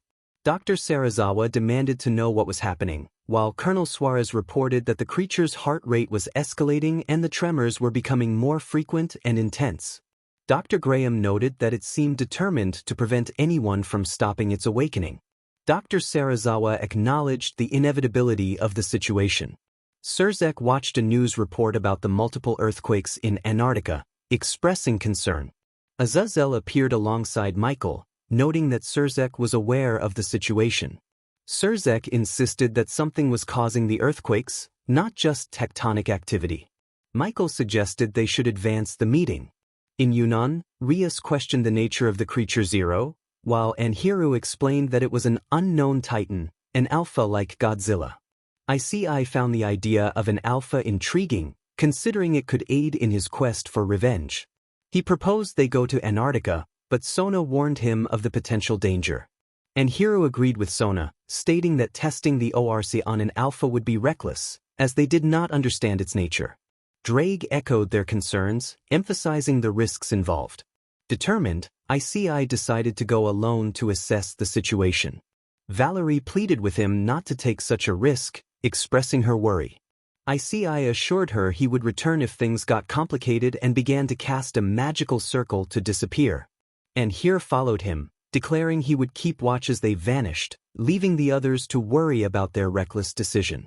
At Monarch Base in Antarctica, the pair appeared some distance from the facility, observing the Monarch agents outside. Suddenly, a loud crash echoed as the base began to collapse, revealing a deep hole. The trio realized that the creature had awakened. From the hole emerged 3 spiked tails, revealing the 3 heads of a giant creature. Ghidorah roared powerfully, shaking the ground. Issei stood in disbelief, trying to comprehend the sight before him. Drake, equally shocked, remarked that it resembled a dragon. Anhiro, feeling nervous, speculated that it might be larger than Godzilla. At that moment, some Monarch agents attempted to flee, but Ghidorah unleashed a beam from its mouths. Drake shouted in panic that they needed to get out of there. Issei was about to agree when a thunderous roar caught his attention. Godzilla made his entrance, drawing Ghidorah's focus. The 2 titans charged at each other, ready for battle. Anhiro, watching the colossal clash, felt a mix of fear and awe, realizing this was indeed a titanic struggle. Issei, astonished, never thought there could be a creature that could challenge Godzilla like this, especially not the Mudos. Dr. Sarazawa warned everyone to be careful as one of Ghidorah's tails swung dangerously close to Graham. Anhiro quickly pulled out a strange artifact, and a familiar voice resonated, announcing the name of a powerful weapon. In an instant, Drake was enveloped in golden armor adorned with purple gems. With remarkable speed, he managed to save Graham from danger. Graham, confused, asked who he was as Drake set her down with the other Monarch members. Anhiro, with a serious demeanor, insisted that there was no time to talk, they needed to leave. Graham, shocked, recognized Anhiro, which surprised Ishiro. Without responding, Anhiro moved toward the brown-haired individual. Issei, amazed, noted the new armor. Anhiro explained that there had been an issue with his previous sacred gear, and Azazel had provided him with this one for the time being. Drake, puzzled, recognized Fafnir, who calmly acknowledged that it had been a while since they last met. Drake teased Fafnir, who replied that their bearers wouldn't survive if they didn't leave soon, especially as Godzilla unleashed his atomic breath nearby. At that moment, Ghidorah released another powerful beam, sending Godzilla crashing into the ocean. Ghidorah roared triumphantly as it soared into the sky. Issei, still in disbelief, remarked that Ghidorah had won. Colonel Suarez, surrounded by other Monarch members, demanded to know who or what they were. Dr. Serizawa ordered everyone to stand down, while Issei apologized, stating they weren't there for interviews, as both he and Anhiro vanished in a magical circle. Dr. Serizawa was left wondering how they had managed to escape. In Yunnan, China, the girls stood near a grand waterfall, watching as Mothra prepared to create a chrysalis. Sona expressed her amazement, noting that Mothra was ready to transform. Mothra let out one final roar before encasing itself in the cocoon, mentally preparing for battle. Rias, confused, asked about the battle, just as the boys appeared, causing concern and frustration among the girls. Valerie exclaimed in disbelief at the boys' actions, but was cut short by the worried expressions on their faces. Sona, equally concerned, asked what was wrong. Issei, serious, insisted they needed to speak with the leaders. Rias, anxious, urged them to explain their situation. Anhiro grimly revealed that Ghidorah had defeated Godzilla. In the Gremry Castle's underworld, the boys, along with Serafal, gathered in the castle's hall, visibly distressed. Venelana, concerned, asked what was wrong. Rias, worried, inquired about her brother's whereabouts. Surzek entered with other leaders, asking what was happening. Issei insisted they needed a faction meeting with all factions present. Michael informed them they were working on it, but had only received responses from the Yokai and Asgardians, with the Olympians, Indus, Egyptians, and Americans yet to respond. Azazel, confused, asked what was troubling them. Issei revealed that another alpha had awakened. Surzek realized that the events in Antarctica were not just a simple tremor. Issei confirmed this, stating that not only had the alpha awakened, but it had also defeated Godzilla, leaving the leaders in disbelief. At the Monarch base in the Pacific Ocean, Dr. Serizawa called for a meeting at the UN with all the world leaders. Dr. Graham expressed concern about informing everyone of the threat. Dr. Serizawa insisted they needed to warn them about the danger posed by Ghidorah. Dr. Holliday entered, noting the arrival of a new threat. Dr. Graham confirmed the seriousness of the situation. Colonel Suarez reported that Ghidorah was in the Indian Ocean, creating a tropical depression around itself. Dr. Serizawa asked about Godzilla's status, learning that the last signal had been detected 20 minutes ago in the Arctic seas. As they monitored the actions of the creature, Dr. Serizawa appeared distracted, leaving the room. Dr. Graham followed, concerned about his well-being. Dr. Serizawa admitted he was not all right, troubled not just by the Titans but by Anhiro's true identity. Graham reflected on how the voice was identical to his, but he couldn't shake off the strange armor and the way they vanished, which felt almost magical. Dr. Serizawa expressed his confusion, mentioning that it led him to some research about his brother. Graham, puzzled, asked if his brother was also studying Titans like him. Serizawa confirmed that while his brother had been involved in Titan research, his work had taken him to Kyoto, where everything changed. He had even begun investigating the possibility of other beings similar to humans. Graham, intrigued, inquired about the nature of these beings. Serizawa replied that they were supernatural. 5 hours later, in the city of Kwa, a dark-haired boy sat in the park, deep in thought and feeling anxious after the events of the day. Fafnir, the dragon in his mind, urged him to calm down, acknowledging the seriousness of the situation. Anhiro, the boy, couldn't believe that Godzilla could be defeated. Fafnir agreed that it was indeed impressive. Anhiro then pondered whether Issei had enjoyed watching Ghidorah defeat Godzilla. Fafnir noted that it did seem that way. Suddenly, Anhiro felt a presence and turned to see Ishiro standing in front of him, which irritated him. Ishiro, sensing Anhiro's anger, explained that he wanted to talk. Anhiro retorted that they had nothing to discuss. Ishiro then mentioned Anhiro's father, which only fueled the boy's fury. Ishiro acknowledged that he understood why Anhiro hated him and admitted he felt he should have been the one to die that day. Anhiro, filled with rage, refused to accept Ishiro's words. Ishiro, looking sad, pleaded for Anhiro to listen to him. Anhiro reluctantly agreed to give him 5 minutes. Ishiro revealed a locked book that his father had given him before he died, stating that only Enhiru could open it. Enhiru examined the book, noting the strange symbols and colors on the lock. Ishiro expressed curiosity about whether Enhiru could open it, and Enhiru, intrigued, asked why Ishiro was so interested in it. Ishiro explained that it might contain research related to the supernatural, which shocked Enhiru. As memories flooded back, Enhiru began to work on the lock, identifying the zodiac signs and choosing symbols that held personal significance. With a satisfying click, the lock opened. Ishiro was impressed, and they moved on to the next scene. Meanwhile, at the Hyoudou residence, a brown-haired boy stood on his rooftop, gazing thoughtfully at the sky when he was interrupted by a cold voice. Turning around, he saw two figures, an elderly albino man and a gothic girl with an emotionless expression.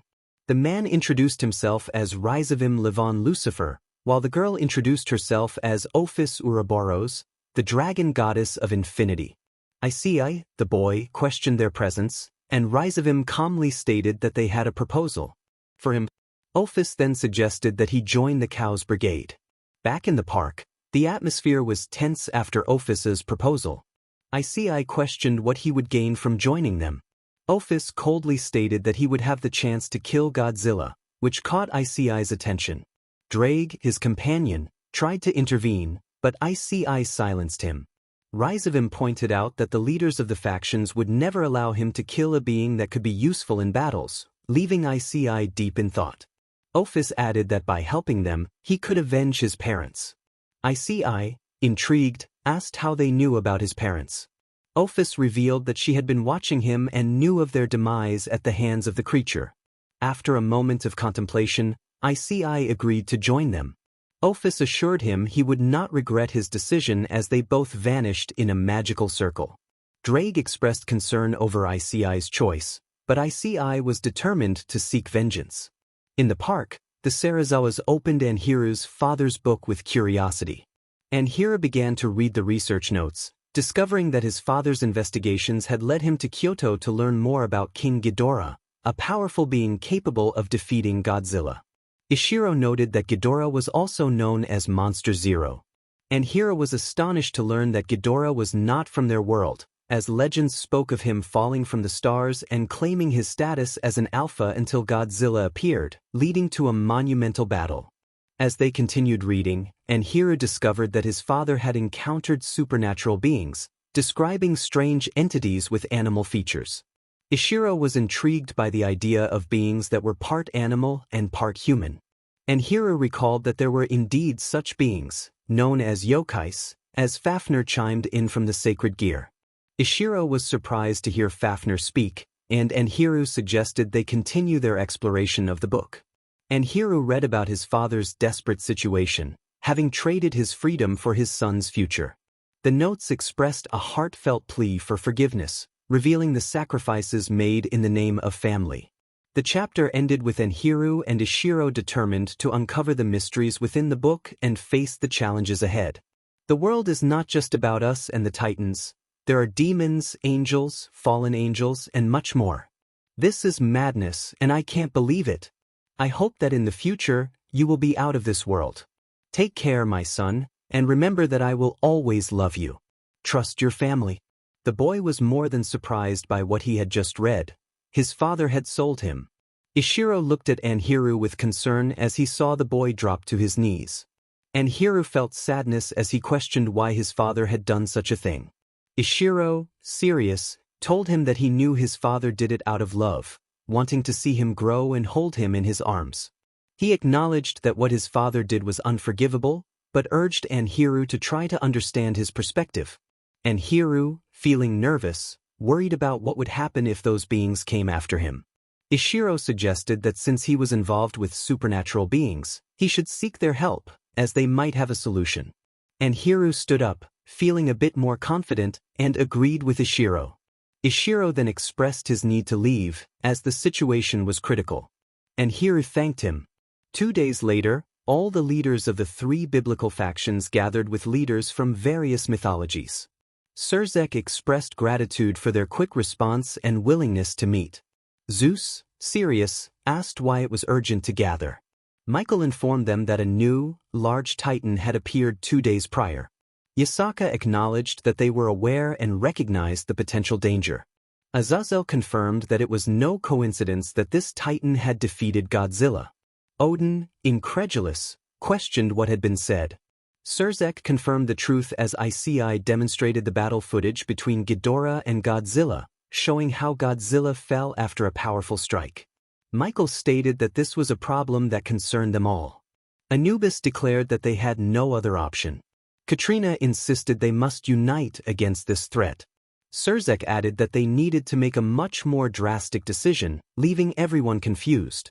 Odin asked what Surzek was talking about, and Surzek took a deep breath before suggesting that they must reveal their existence to humanity. A heavy silence followed Surzek's words. Zeus, annoyed, called him insane. Surzek acknowledged their disbelief but urged them to consider that many of them needed humans, some for reverence, others simply for companionship. He warned that if they left this in human hands, they would likely make a very wrong decision. Michael agreed, stating it was time to reveal their existence. Yasaka and Katrina supported this, and Odin declared that the moment had come. Zeus then asked how they would help stop the Titan. Surzek addressed the group, and Issei introduced himself as Hyoudou Iseei, the current Sekyudai. And Hiro introduced himself as Anhiru Sarazawa, a pawn of Citri. Yasaka, curious, asked if he was related to Daisuke Sarazawa. Anhiru confirmed that he was his father, which surprised everyone. Yasaka happily embraced him, declaring him her fiancé, which caused Sona to boil with jealousy. Anhiru, confused, realized that Yasaka was the half-fox his father had mentioned. Yasaka corrected him, saying the proper term was Kyubi or Kitsune, but it didn't matter. Zeus, serious, urged them to continue with their explanation. Issei explained that they had created a communication system called ORC. Anubis, intrigued, asked what it was. Anhiru nervously explained that it was a system for communication between humans and titans. Zeus expressed disbelief that it could establish contact with titans. Issei confirmed that the 3 biblical leaders and the Mao Leviathan had verified Orca's effectiveness. Michael recounted a recent meeting interrupted by a titan named Cloverfield, but thanks to the boys awakening a titan, they managed to defeat Cloverfield. Seraphal added that they had also witnessed the birth of another titan, Mothra, in China. Anubis inquired about a creature called Monster Zero. Anhiru found it difficult to determine, noting that it was an alpha. Issei, confused, asked if that was a problem. Anhiru explained that he had recently found a research book from his father detailing Monster Zero, also known as King Ghidorah, a being that fell from the stars. Surzek, nervous, asked if he was saying it was an alien. Anhiru confirmed this, stating it was serious. Azazel, incredulous, remarked on the irony of humanity searching for extraterrestrial life while having it frozen all along. Surzek insisted they needed to hurry with this new information. Issei warned that Godzilla's end was near. At the United Nations headquarters in Los Angeles, California, the presidents of all countries gathered, with monarch representatives led by Dr. Sarazawa at the center. Dr. Sarazawa announced that the meeting was being broadcast live worldwide. The President of the USA asked for clarity on the urgent public meeting. Dr. Sarazawa explained that 3 days prior, a titan known as Monster Zero had awakened in Antarctica, one capable of defeating Godzilla, putting everyone in danger since Godzilla was Earth's guardian. Without him, Monster Zero could bring death and destruction. The President of England nervously questioned if Godzilla was dead. Dr. Graham confirmed that he was not. The doctor tried to maintain her composure as she stated that they had not found any signs of life. India, filled with fear, questioned what could possibly be worse. Anhiru, with dark hair, appeared at the side of the room and ominously suggested a massive awakening of titans. Alemania, serious and cautious, asked who he was. Anhiru introduced himself as Anhiru Sarazawa, the nephew of Dr. Ishiro Sarazawa, and a demon from the Citri clan. Japone, with a serious demeanor, asked if he had just said he was a demon. Anhiru confirmed this, revealing his wings. Issei then appeared behind his companion, stating that humanity had been deceived all along. España, incredulous, expressed his disbelief at the situation. Issei explained that all the beings thought to be fictional angels, fallen ones, demons, and gods were indeed real, as several magical circles began to manifest, from which the leaders emerged. Chile, in shock, struggled to comprehend the revelation. Issei emphasized that the supernatural existed. Meanwhile, at the peak of Mount Everest in the Himalayas, Ghidorah landed with a thunderous roar, declaring it was time to bring death and destruction. As the chapter concluded, the audience was left wondering about the implications of the supernatural's existence and Ghidorah's plans. The world was in shock, realizing that the supernatural was not just myths and stories from books. USA, feeling anxious, questioned if this was some kind of joke, while Venezuela remained speechless, grappling with the overwhelming revelations. They had never revealed their existence, the nervous one said. Zeus explained that it was no joke.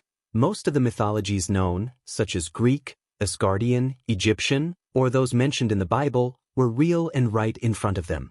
Odin added that they had chosen not to reveal their existence earlier because they believed it would lead to chaos and war, stroking his beard seriously. Surzek noted that before anyone asked why they decided to reveal it now, the situation with the Titans was something they could not ignore. Chile expressed hope, asking if they could defeat the Titans. Yasaka, however, disheartened the crowd by stating that their magic was incapable of harming them. Even the strongest were far from being able to inflict damage. Michael then surprised everyone by saying they had found a way to interact with the Titans. Francia, in disbelief, questioned this claim. Azazel confirmed that Issei and Enhiru were the creators of the ORCA device. Issei explained that it was a communicator between them and the Titans through echolocation. Dr. Sarazawa, genuinely amazed, remarked that they had used the communication system from the mutants of 2014, calling it brilliant. Enhiru reassured everyone that they need not worry about failures, as they had successfully tested it. Italia suggested that this could be the answer to their problems. Just as Issei was about to continue, the ORC began to sound an alarm, and a call came through to Sarazawa. USA, seeing the worried expressions on Sarazawa and Issei, asked what was happening. The three of them revealed that all the Titans were awakening. In Arizona, oil wells began to collapse, and the ground broke open as strange spider-like legs emerged. In Mexico, a volcano erupted, and a gigantic pterodactyl emerged from it. In Japan, a bizarre multi-headed creature attacked everything around it. In Egypt, an insect-like creature surfaced from the depths of the desert dunes. In Peru, the great wonder of Machu Picchu was destroyed by the emergence of a feathered serpent. In Brazil, a strange hairy being with mammoth horns and a gorilla-like appearance appeared. In Scotland, the waters of Loch Ness stirred as a mysterious serpent rose to the surface. In Germany, a mountain crumbled, revealing the body of a titan. In Wyoming, a third mutant similar to the female mutant emerged from the depths of the park. In Sudan, a titan resembling a dragon appeared, lightning crackling in its hands. Everyone was in shock after Issei's betrayal. Rias and Valerie fell to their knees, hoping it was all a nightmare. Sona, in desperation, called out for Enhiru to react, hugging him tightly as Rainier and Yasaka cried. Surzek stated that it was all over, while Azazel expressed his impotence at losing the ORC. Mucha lamented that they could only wait for the end of the world. In an unknown location, Issei appeared in a magic circle before Rizavim and Ophis. Rizavim praised him for a job well done, having witnessed everything. Issei, serious, insisted they needed to act. Ophis stated they had to go to Everest to speak with Ghidorah. Issei agreed and walked alongside them. In his mind, Issei called out to Drake, who responded with anger, refusing to give Issei his power. Issei tried to explain, but Drake accused him of having betrayed his friends for revenge and expressed his disgust. Issei insisted he was doing it for his parents, to which Drake questioned if they would be happy with his actions. Days later, the human world was in chaos. Cities had been destroyed by the Titans, and the supernatural beings were planning an evacuation to protect the humans. The Cows Brigade had revealed their intentions to use the ORCA and unleash the Trihexa, alarming everyone. In the Central Monarch Base in Washington, D.C., Ishiro stood before a glass panel, watching a boy in a bed. Dr. Graham, saddened, asked about Serizawa's condition. Dr. Serizawa revealed that he was in a coma due to an incident involving a sacred gear and a sword with less than a 24% chance of survival. Dr. Graham inquired about his mother, and Dr. Serizawa informed her that she would arrive in a few hours, pulling out his brother's book. As Ishiro opened his eyes, Dr. Graham expressed concern. Dr. Serizawa noted that something was written in the book that hadn't been there before, revealing a message about Godzilla needing to recover with a nuclear bomb. In Anhiru's mind, he floated in the void, recalling how Issei had stabbed him. A deep voice interrupted his thoughts, urging him not to rest. Confused, Anhiru recognized the voice as familiar. The imposing golden dragon, Fafnir, revealed himself and asked why Anhiru was in such a state. Anhiru lamented the loss of the Or, Issei's betrayal, and the Titans wreaking havoc while he felt powerless in his coma.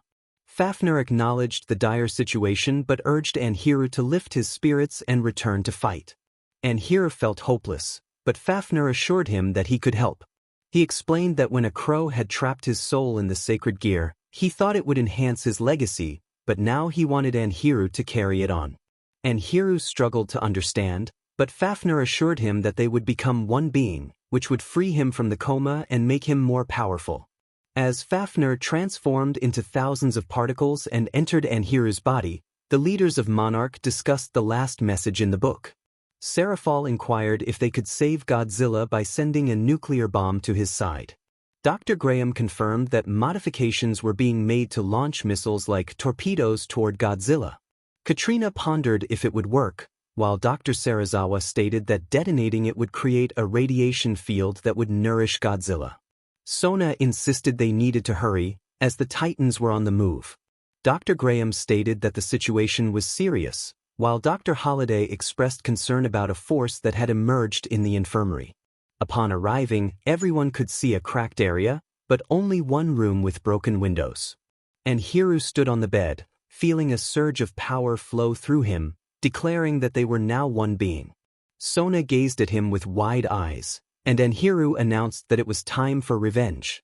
Meanwhile, at Mount Everest, a brown-haired man walked alongside a black-haired woman with cat ears and a tail, accompanied by Rizavim and Ophis.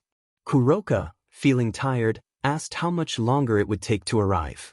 Issei responded seriously that they had arrived, and everyone looked at the imposing three-headed Titan. He attempted to communicate with the Titan through the ORCA device, capturing its attention. Ghidorah roared, warning that humans were foolish to come there and that they would die. Issei, feeling a bit nervous, explained that they had come to negotiate. Ghidorah roared louder, stating that they had nothing he wanted and were wasting their time. Issei then offered information about the beings planning to destroy Ghidorah and where Godzilla could be found. The three heads of Ghidorah roared in response, indicating that they were listening. Everyone was astonished to see the black-haired figure standing as if nothing had happened, but what surprised them most was the significant increase in his power.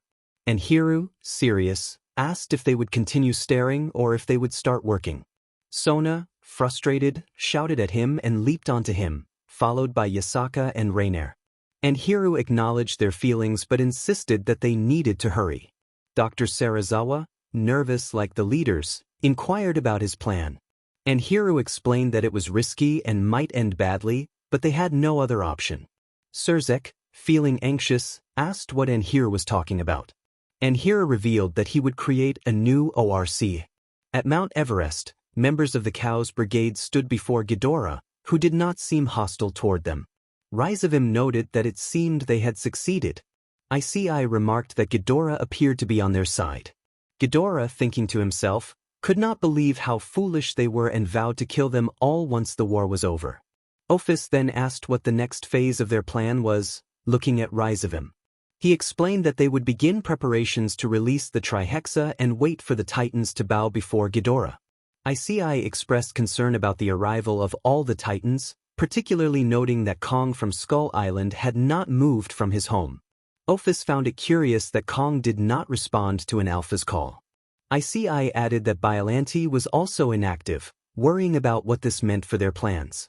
Rizavim dismissed their concerns, stating that as long as they had most of the Titans on their side, the others did not matter.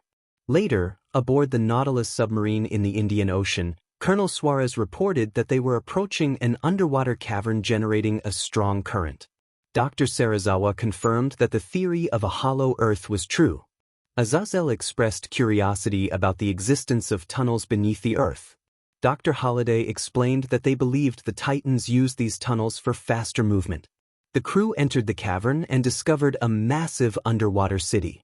Anhiru instructed Colonel Suarez to stop the submarine, concerned about the radiation levels. The colonel agreed, noting that the radiation was too high for humans. Dr. Graham insisted that they could not complete their mission without finding Godzilla. Anhiru suggested using long-range missiles, shocking everyone. Sona nervously questioned his certainty, but Anhiru was determined. As the submarine fired at a wall, the entire structure began to collapse, revealing a larger area where they spotted a giant lizard near a lava pit. Everyone gasped in disbelief, recognizing Godzilla. Anhiru remarked that they had found the giant lizard. Dr. Serizawa ordered the preparation of nuclear missiles and instructed everyone to evacuate the area. As the missiles launched, Michael expressed his hope for a successful outcome. The explosion was massive, sending the submarine hurtling to the surface. Zeus was confused but relieved that it had worked. Anhiru felt compelled to act and disappeared in a magical circle. The camera captured Anhiru reappearing before them, and a powerful splash of water revealed Godzilla. Everyone cheered at the sight of the recovered Titan. Dr. Serizawa sighed in relief, acknowledging their success, while Dr. Graham reminded them that this was just the beginning. Anhiru activated a new device, placing wireless headphones with a microphone on himself. Colonel Suarez confirmed that they had connected the audio system to the ORCA. Anhiru greeted Godzilla through the microphone, who responded with an impressive roar, questioning how a human could understand him. Anhiru explained that the Titans had awakened due to Ghidorah's call and were ready for anything. Godzilla acknowledged the challenge of facing all the Titans. Anhiru assured him that with his help, some might follow him. Anhiru then prepared to make a call, instructing his mother to ensure all Monarch speakers were at maximum volume. Eileen happily confirmed this. Anhiru, with dragon wings and a microphone, approached Godzilla, urging him to roar like the king of monsters. Godzilla's back glowed blue as he slowly raised his head and unleashed a powerful roar. The world could hear the roar of the terrestrial alpha, causing various reactions across the globe. In Yunnan, China, a cocoon stirred slightly before returning to its stillness. Mothra anticipated their reunion. On Skull Island, the imposing roar caught the attention of the island's gorilla, who gazed determinedly toward its source. Kong felt a surge of anger, realizing that his rival was still alive. At Mount Everest, confusion spread among those present as they processed the powerful roar. Rizavim expressed his frustration, questioning what had just happened. Issei, studying a map of Titans, noted that it was the call of another alpha. Ophis, with a serious demeanor, revealed that there was only one other alpha, and it shocked Issei to learn that Godzilla had returned. In the Indian Ocean, Anhiru recognized that it was time to prepare for war. The lizard submerged slightly before Anhiru vanished in a magical circle. At Monarch's central base in Washington, D.C., everyone looked bewildered as Anhiru appeared before them. Serafal, confused, asked what had just occurred. Anhiru declared it their declaration of war, which made Yasaka anxious, prompting her to question Anhiru's words. Anhiru explained that it was likely Issei was not working alone and that only a specific group could assist him. Surzek expressed disbelief at the mention of the Cows Brigade, while Azazel warned that they sought to unleash the Trihexa. Michael raised a concern about Rizavim potentially using the Trihexa alongside the Titans, which heightened everyone's anxiety. Anhiru confirmed that this was indeed Rizavim's plan, but Godzilla's return would complicate matters. Katrina, worried, asked what Anhiru meant. He clarified that Godzilla's roar was also a call to the Titans, showing them a screen connected to the ORC. Dr. Serizawa noted that several Titans were changing direction, confirming Anhiru's assertion as Biollante began to move after the roar. and Hyoudou instructed Serafal and Sona, along with their entourage, to head to Yunnan. Serafal, confused, inquired about the purpose, while Sona nervously pointed out that Mothra was about to emerge. And Hyoudou affirmed that the queen was about to rise. In the occult club at Quar Academy, and Hyoudou entered to find Rias and her group in a somber mood, alongside Valerie, church representatives, and Asia. Rias, incredulous, asked if Hyoudou was all right. He acknowledged their distress, noting their situation was dire with the Titans free, the Chaos Brigade causing chaos, and Issei's betrayal weighing heavily on them. Rias began to cry, expressing the depth of their pain. And Hyoudou, feeling sorrow for them, urged Rias to rise above their suffering. Valerie questioned how one could recover after being betrayed by someone they loved deeply, tears streaming down her face. Albion remarked that it was unusual for Issei to be the one suffering from romantic betrayal. And Hyoudou clarified that Issei had not truly betrayed them. He was blinded by his desire for revenge. It was up to them to help him see reason. Irina, confused, asked what Hyoudou meant. He explained that love could heal all wounds, and they had the power to help Issei overcome his hatred, as he still loved them.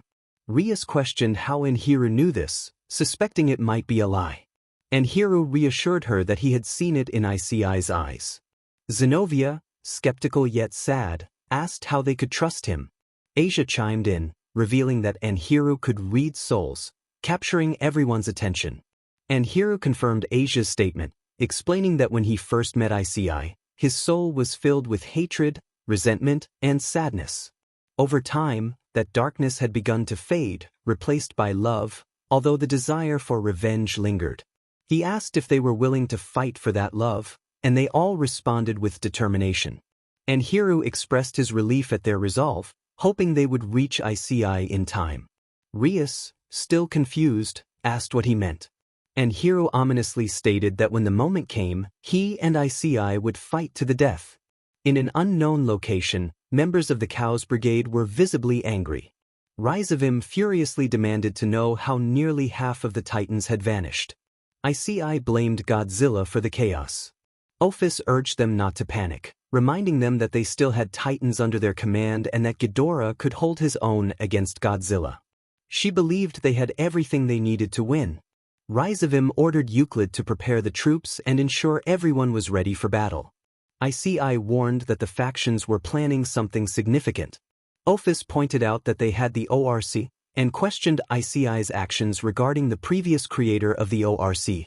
Issei confirmed that he had eliminated him, noting that being 25% dragon made it clear he would not survive the encounter. In Yunnan, China, scientists and monarch personnel, along with Serafal and Citri's entourage, set up an improvised camp near a glowing waterfall. Dr. Holiday reported detecting movement, and everyone turned to see the waterfall shimmering with a beautiful blue light, revealing the outline of wings. Serafal marveled at the sight, while Sona confirmed that the queen was ready. The chapter concluded, leaving readers eager for the next installment, where the world would brace itself for a war between titans and supernatural forces. The question remained, which titans would choose their sides?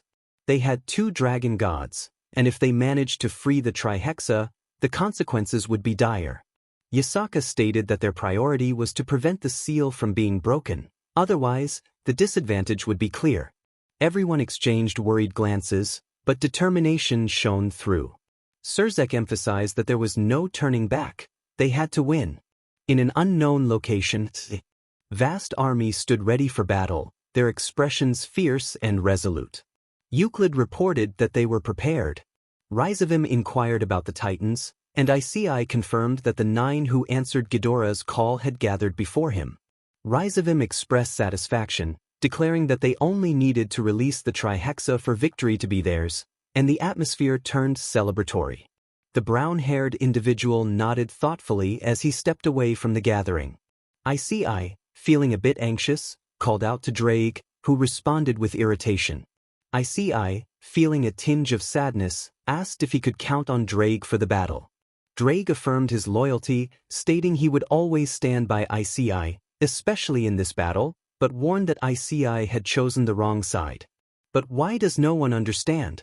Everyone thinks he is worthless, a scum, without knowing the pain he feels because the creature killed his parents. Drake expressed his anger, stating that Issei was not the only one suffering.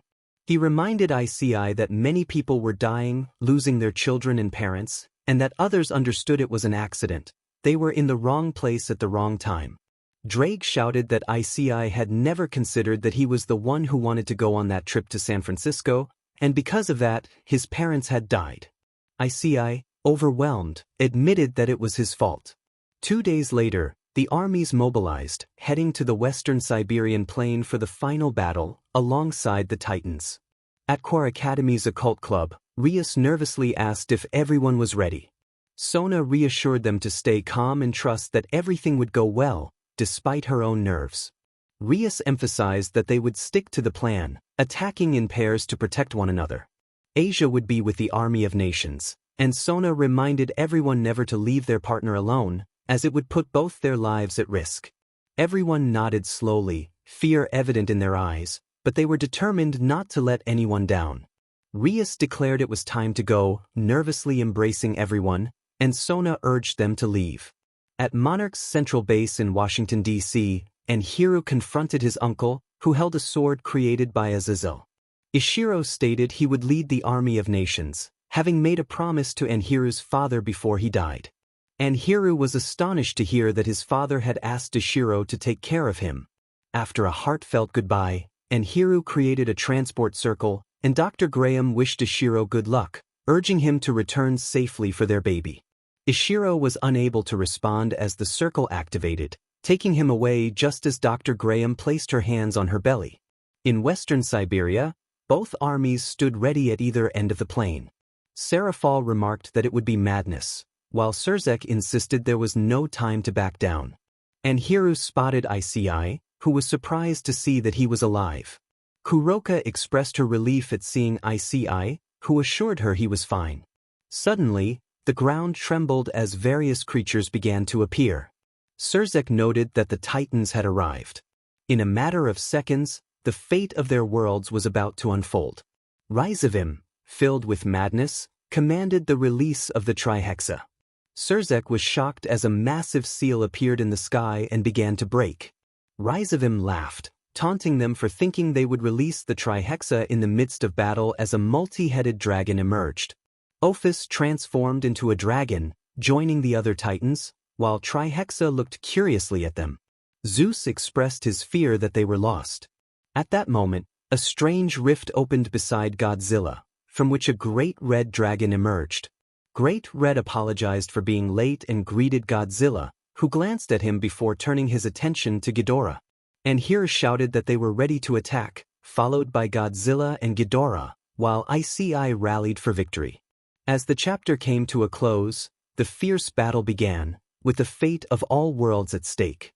The first clash was between the Alphas, with Godzilla attacking Ghidorah. Issei, filled with fury, vowed he would not be defeated, striking at the dark-haired opponent who retaliated without concern. Enhiru urged Issei to invoke his balance breaker, wanting to fight him at full power. Rias, worried about the fight, pleaded for them to stop. Arthur attempted to intervene but was caught off guard when Rias struck him. The Titans clashed with each other, even against the dragon gods. Kong leaped and grabbed Ophis by the wings, slamming her down, while Mothra engaged in an aerial battle against Batra. Surzek fought fiercely against Ryzavim, who was relentless in his attack. Ryzavim taunted Surzek about betrayal, but Surzek remained confident, believing that deep down, Ryzavim was still a good person. Elsewhere, Chow Chow and Kokobile battled fiercely against Serafal. Kokobile mocked her, but Serafal declared her determination to defeat them all, unleashing a powerful ice attack. Kateria joined the fray, surprising Kokobile and helping Serafal. Kokobile dismissed love as foolishness, but their fight was interrupted by the appearance of a Titan resembling an insect. The Titan eyed the two Leviathans, ready to attack, but was suddenly bitten by a sea dragon. Serafal recognized it as the Titan Leviathan and rallied with Kateria to seek victory. Sona and her group fought in the skies against renegades, with Sona expressing disbelief at the chaotic battlefield. Tsubaki warned her just as a giant bat-like creature charged at them. Rodden roared fiercely, colliding with the Titan to protect Sona and her friends. Sona reflected on how they had always been good allies. The battle raged on, with the fate of all hanging in the balance. Tiamat faced a fierce battle against Biollante, whose vines held each of the Titans' heads in place, while Behemoth and Methuselah clashed, each trying to prove their superiority. And Hyoudou, with some minor wounds, questioned Issei about his lack of seriousness in the fight. Issei, more injured than the dark-haired warrior, insisted that it was none of Anhiru's concern and urged him to continue their duel. Anhiru noted that Drake was not lending Issei his power, suggesting he was only using the limited strength he had gained from becoming a dragon. Issei dismissed Anhiru's comments and remained focused on their battle. Anhiru, however, insisted that Drake should grant Issei his power to make the fight more interesting. Drake, appearing with his booster gear, expressed his anger, stating that Issei did not deserve it. Anhiru simply wanted a worthy battle in this grand war. Drake reluctantly agreed, and his voice resonated as he activated the Welsh Dragon booster gear, enveloping the brown-haired warrior in armor. Anhiru invoked his own armor, and both began to fight, unleashing a tremendous amount of power that astonished everyone on the battlefield. Zeus observed the intensity of the fight, noting that they would battle until the last ounce of strength left their bodies. Odin, reflecting on the sadness of war, lamented the sight of two brothers fighting against each other. Katrina, the ruler of the realm of the remembered, disagreed with Odin, expressing her sorrow. She explained that they were not fighting to kill each other, but rather out of a desire for forgiveness and reconciliation, two souls crying deep within themselves. Meanwhile, Trihexa continued an unyielding struggle against the great Red Titan, who remained unfazed by Trihexa's attacks. Trihexa declared that he would be the one to defeat the Red Titan in the end, trying to unleash a powerful attack that was countered. The Red Titan expressed frustration at the madness of Trihexa and his kind, who failed to understand the damage they were causing to the world due to their ambition. Trihexa, consumed by his desire for power, dismissed the other races as unimportant. As the colossal battles raged on, Ghidorah held a slight advantage over Godzilla, using his multiple heads to keep Godzilla at bay until Mothra seized an opportunity to strike, causing two of Ghidorah's heads to collide and tipping the scales in Godzilla's favor. Euclid, fighting against Valerie, insulted her for not siding with her grandfather, to which Valerie retorted with a powerful blow. Euclid, angered, questioned her understanding of loyalty, while Valerie pointed out his betrayal of his sister for the sake of a madman, causing her power to rise. The battlefield was devastating, filled with chaos and destruction, as neither side showed signs of yielding. Titans fought fiercely, with Skmen, the fierce lightning titan, struggling against the massive female Mudo, while Scylla kept Abaddon at bay. Quetzalcoatl, the sky dragon, had Berniep, the ocean titan, at his mercy due to Berniep's smaller size. The battle between Typhon and Yamato was closely matched, with Yamato using his size and claws to contend with the many heads of Orochi. As Issei continued his deadly duel with Anhiru, both warriors bore the marks of battle, their armor damaged and bodies wounded. Issei, invoking Ascalon, questioned Anhiru's stamina. Anhiru, determined, stood tall and prepared to continue. Issei launched himself at Anhiru, aiming to strike with his sword. Anhiru realized that if Issei struck him now, he would be finished, and he quickly dodged Issei's attacks. Issei taunted Anhiru, increasing his speed, but Anhiru seized a moment to deliver a powerful blow that knocked Issei's sword from his grasp. With the tables turned, Anhiru picked up the sword and faced Issei, who looked on with seriousness. Issei acknowledged the shift in their positions, and Anhiru raised the sword high, declaring that it was over. The scene left the onlookers in shock as they witnessed the dark-haired warrior poised to strike down his opponent. Anhiru looked incredulously at the sword embedded in the ground beside him. He turned away, stating that he was not like Issei, and began to walk off. Issei, desperate, tried to rise to his feet and called out for Anhiru to wait. Anhiru, serious, replied that they were in a war and had to attack Euclid. Drake, with a serious expression, remarked that now Issei understood. Issei, still incredulous, addressed Drake, who explained that Euclid had never wanted to kill him and still saw him as a friend, even after Issei had nearly taken his life. Issei began to cry and asked Danhiru for forgiveness. A woman with chestnut hair, appearing as a fragile silhouette, acknowledged that her son was finally opening his eyes. Issei, still in disbelief and tears, called out to his mother. His father, an angelic figure, urged him to fight for what was right and not for revenge, to protect those he cared about. Issei, unable to believe it, called out to his father as they both encouraged him to fight, assuring him of their everlasting love as they faded away. Determined, Issei wiped his tears and told Drake to prepare for battle. Rias, worried, rushed to his side, but Issei reminded her that they had a war to win. They shared a brief kiss before launching into the fray, with Rias and Valerie acknowledging that Issei had returned. Meanwhile, one by one, the titans serving Ghidorah began to fall. Berniep was trapped and suffocated by Quetzalcoatl, while Tiamat lost her heads to Biolante's acid. Gr, filled with anger, pointed out that Issei's allies were falling and that soon he would too.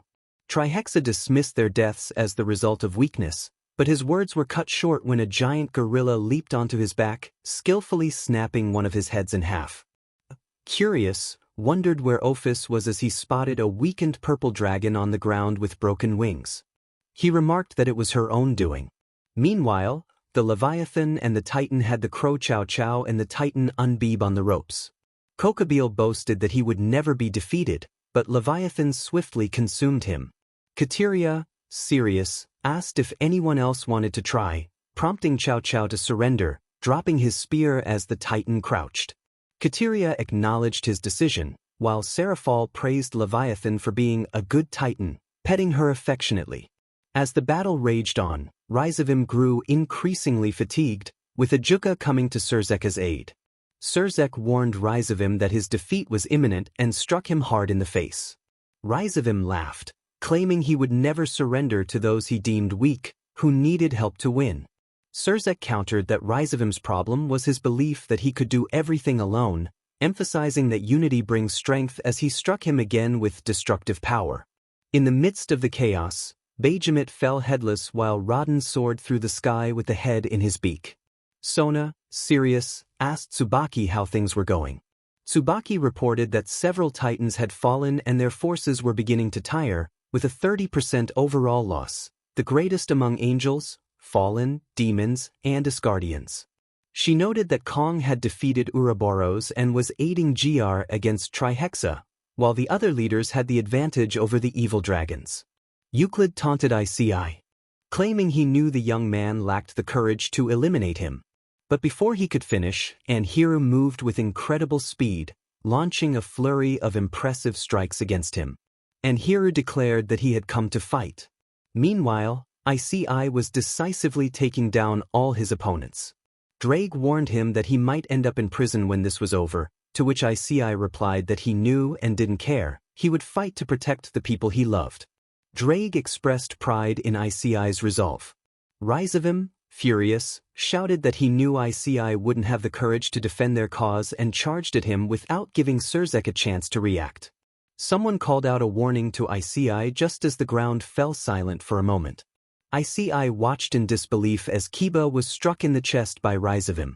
Rias screamed in horror as Kiba fell into Issei's arms, gasping that he had managed to arrive just in time. Issei urged him to hold on, but Kiba reassured him that it was too late and he would be in a better place, with tears beginning to fall from his eyes. Issei desperately tried to hold back his own tears, telling Kiba that he needed him. Kiba insisted that Issei was the one who needed to take care of Bucho and the others, and to tell Gasper that he was now the man of the clan, before closing his eyes for the last time. Overwhelmed with grief, Issei cried out Kiba's name, while Rias and others who had shared moments with the clan wept. In that moment, Issei, having laid Kiba down, began to unleash a tremendous power that surged within him. Valerie, nervous, noted that his power exceeded that of the Juggernaut drive. Issei let out a furious scream as his power reached terrifying levels, resulting in a massive explosion. After a few moments, he emerged transformed, clad in a completely different armor. Albion recognized him as the Diabolos dragon. Everyone was stunned by Issei's immense power, while the Titans continued to battle fiercely. The Muto had just crushed men under its weight, Typhon had ripped off Yamato no Orochi's heads, Scylla had split Abaddon in half with her limbs, and Behemoth had taken down Methuselah by piercing its most vulnerable spot. Despite all this, Mothra, who seemed to have Batra under control, grew concerned for Godzilla, who was starting to turn red. Issei, moving with incredible speed, struck Rizavim with a powerful blow. Rizavim, terrified of Issei's newfound strength, begged for mercy, promising to do anything to survive. Issei coldly replied that he wanted nothing from Rizavim except his life, and with a swift motion he severed one of Rizavim's arms. As Rizavim screamed in agony, Issei declared that it was time for him to die. An alarm sounded on Serizawa's phone, alerting him. Dr. Serizawa felt nervous as he asked what was happening. Dr. Graham, visibly shaken, insisted they needed to leave immediately. Serizawa, still anxious, pressed for more information. Graham explained that Godzilla's radiation levels were rising. It seemed the bombs had worked too well, and he was becoming thermonuclear. The mention of thermonuclear made Serizawa's heart race. Mothra roared with concern as Anhiru received a signal from his ORCA device, urging everyone to evacuate. Anhiru, flying to a higher altitude while dodging Batra, insisted they had to leave quickly. The urgency in his voice was clear as he warned that Godzilla could not contain such power and was becoming more radioactive, needing to release that energy. He called for everyone to listen, emphasizing the need for rapid action. The leaders nodded in agreement as the armies began to gather around them. Zeus, feeling anxious, asked what was happening. Anhiru explained that Godzilla was a radioactive bomb that could detonate at any moment, prompting Odin to stress the need for swift action. Anhiru instructed the leaders to create large transport circles to evacuate as many people as possible. Issei, watching the Trihexa, GR, and Kong, wondered what would happen to them. Anhiru decided to inform the Titans to leave while Issei would ensure that Red could give Kong time to escape. Issei agreed, and Anhiru reiterated the danger, urging everyone to retreat. The message was initially unclear to the Titans until Mothra roared powerfully, prompting them to understand and begin to back away one by one. Meanwhile, Red and Issei distracted Trihexa while Kong made his escape. Red warned the young one to leave or face dire consequences, creating a significant gap in the process. Issei, confused, asked what Red planned to do. Red explained that he had a final task from the gods. If Trihexa was freed, it was his duty to seal it again. Issei was incredulous at the thought of Red trapping himself with Trihexa. Red affirmed that it was for the greater good, charging at Trihexa. The creature, furious, demanded to know what Red was doing. Red declared they were going home, reminding Trihexa of its responsibility to protect the worlds. Issei watched helplessly as Godzilla began to glow a deeper red. He declared "Long live the king" as a shockwave erupted from Godzilla, incinerating much of Ghidorah and the Chaos Brigade's forces. Rizavim screamed in terror as he was engulfed in flames. Issei felt despair wash over him, believing it was the end, but Anhiru assured him it was not, creating a transport circle. A massive explosion erupted in the distance, surprising everyone as they were transported to safety. Rias expressed disbelief that it was over, while Valerie worried about Issei's whereabouts. Rainier shared her concern for Anhiru. Suddenly, a faint scream echoed, drawing Surzeka's attention. Azazel noted it came from above, and they all looked up to see two figures falling rapidly. Rias and Sona cried out for Issei as Katrina suggested they help, but Mothra intervened. Issei, upon landing, felt a sense of finality. Anhiru echoed this sentiment, but their attention was drawn to a roar that directed their gaze to the battlefield, where Godzilla had the head of Ghidorah in his mouth, firing it into the sky. Godzilla roared triumphantly as the Titans approached and knelt before him. Issei reflected on the events, feeling that everything had come to a close. Days passed since the legendary battle, and the Titans bowed to their new alpha, except for Kong, who had retreated after the victory. Following Godzilla's orders, the Titans found safe places for themselves and the people, while Mothra perched atop Godzilla's head, marching together. A significant trial was underway, with the leaders of the factions gathered and a